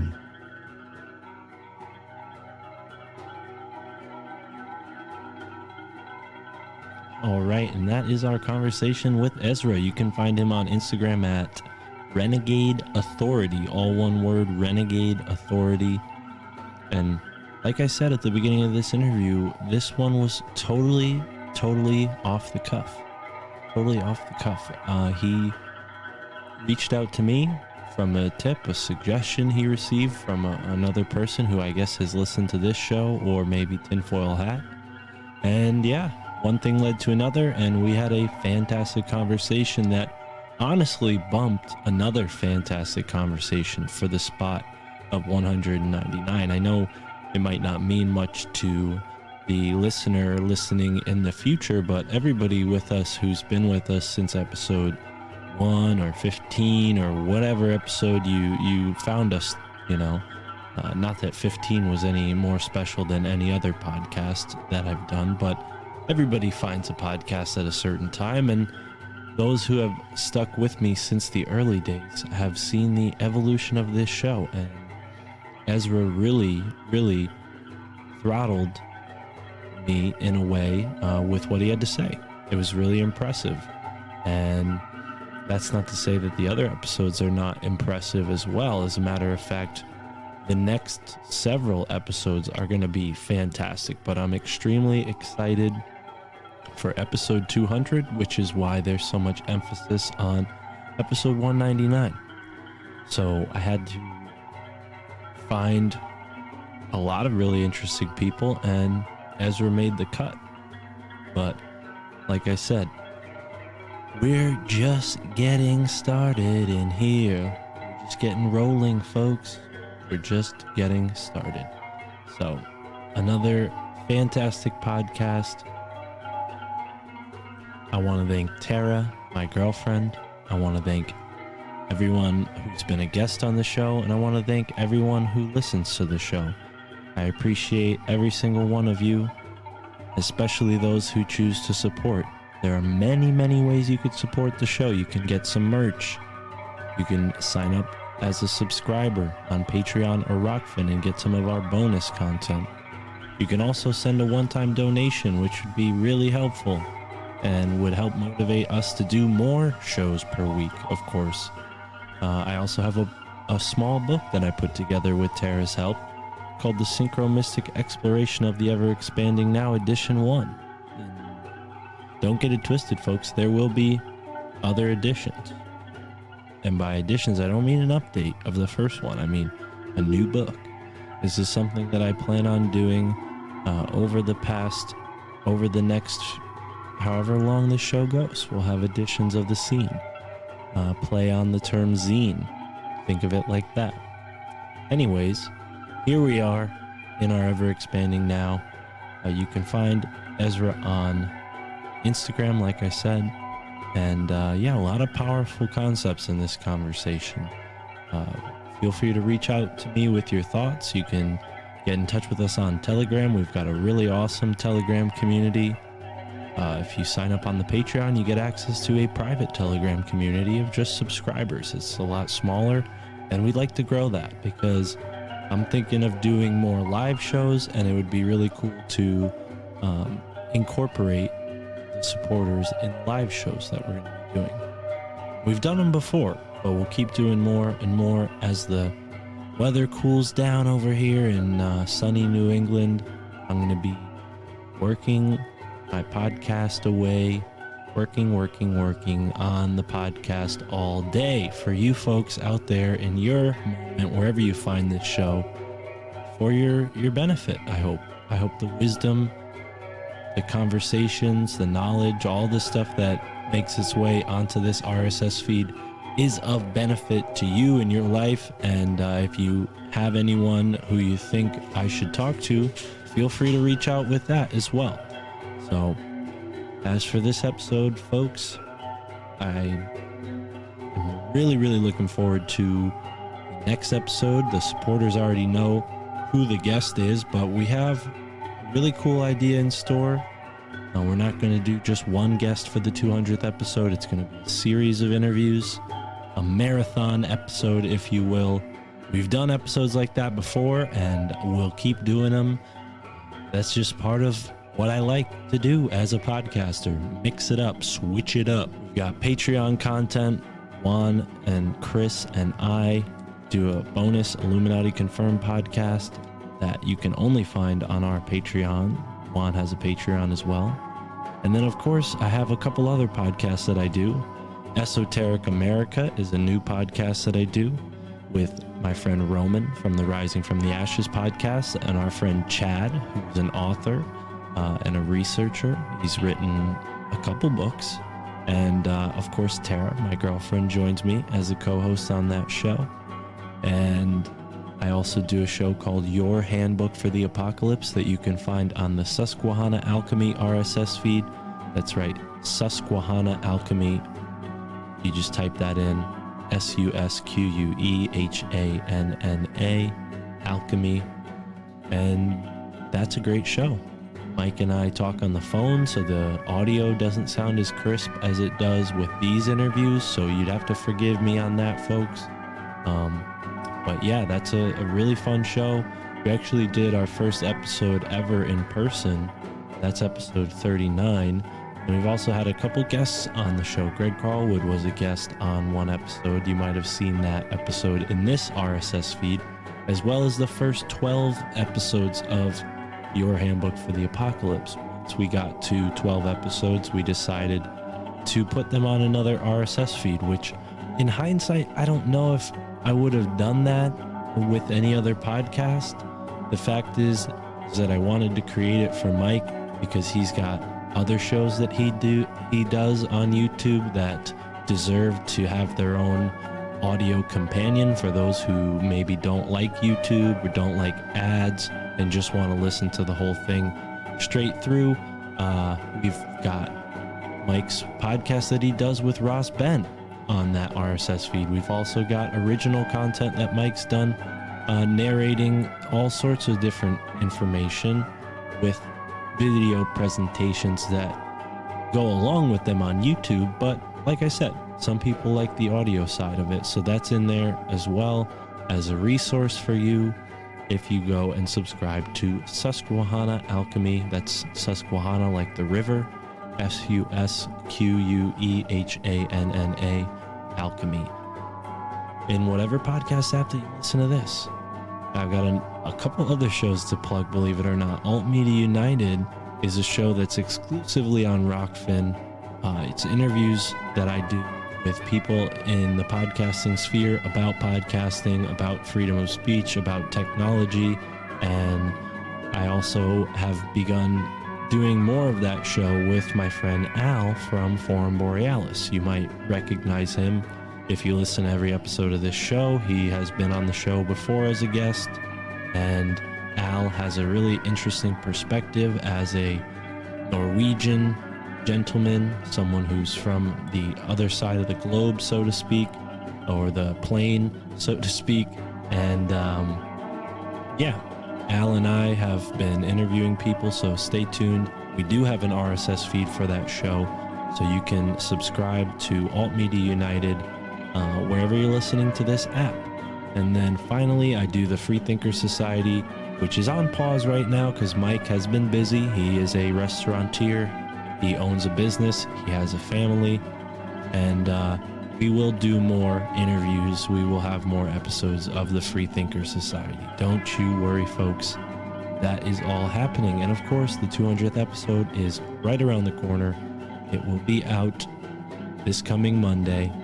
And I couldn't be happier with how the show's doing. We're almost at 1 million downloads, and we haven't even gotten into our 2nd year anniversary yet. Of course, we're at more than 200 episodes if you count all the bonus content, the bonus episodes that are in the RSS feed, but I don't know. Not everybody cares about that. Maybe I'm being nitpicky, but to me, it's a monumental occasion. It's a hallmark. And keep in mind, 75% of all podcasts don't make it past a year. And if you're in that position where you're like, oh yeah, I'm doing this podcast thing, but I don't know, hit me up. I'd love to have you be a part of Alt Media United. Maybe it can help you find a new audience. Maybe we can help you find some new tech to work with, or I could recommend some new websites to use instead of what you're doing now. We aim to help people. I think Alt Media United has been such an amazing project to be a part of, and it's only just beginning. All of the podcasts that we have maintained an alliance with are doing really well. And we've even motivated some podcasters to not quit and keep at it. And I've seen some podcasters really find a new momentum thanks to Alt Media United, connecting them to a broader audience. And it means a lot to me to be a part of this community. As someone who listened to podcasts for so long and now finally has my own, I'm extremely grateful. And it does not feed my ego to be doing what I'm doing. I just want to make that clear, you know? I mean, yeah, you're going to feel confident, you're going to feel good about yourself when people like what you do, but, you know, this podcast is not self-serving in the sense that it's some sort of self-gratifying feedback loop, you know? I want this podcast to be of benefit to the world, to you, whoever you are listening. And if you have some advice on how I can do that better, don't hesitate. You know, this is an open source thing. I use open source software for a lot of how I make the podcast. So, you know, with that in mind, we're living in a place, in a time when we can communicate more than ever. And something that Ezra said in this conversation was like, oh, well, people on the internet are no value to me. You know, people, and he's right in the sense that, like, if the shit hits the fan, your internet friends are of no value to you because you can't even get in touch with them, right? If there's an EMP or whatever, right? So, you know, that being said, we're not at that point yet. And I truly believe that we can all come together using this technology to better our situation on the earth, you know, as a human race. So with that being said, Ezra was a fantastic guest, and I do hope to talk to him again. Although I didn't agree with that one point, I don't think he would disagree with what I just said either. So either way, this outro has gone on for quite a while. We're almost at episode 200. Like I said, it's gonna be a marathon, so put your running shoes on and get ready for a blast of an episode. And until next time, immerse yourself in the moment, wherever you are, in the now.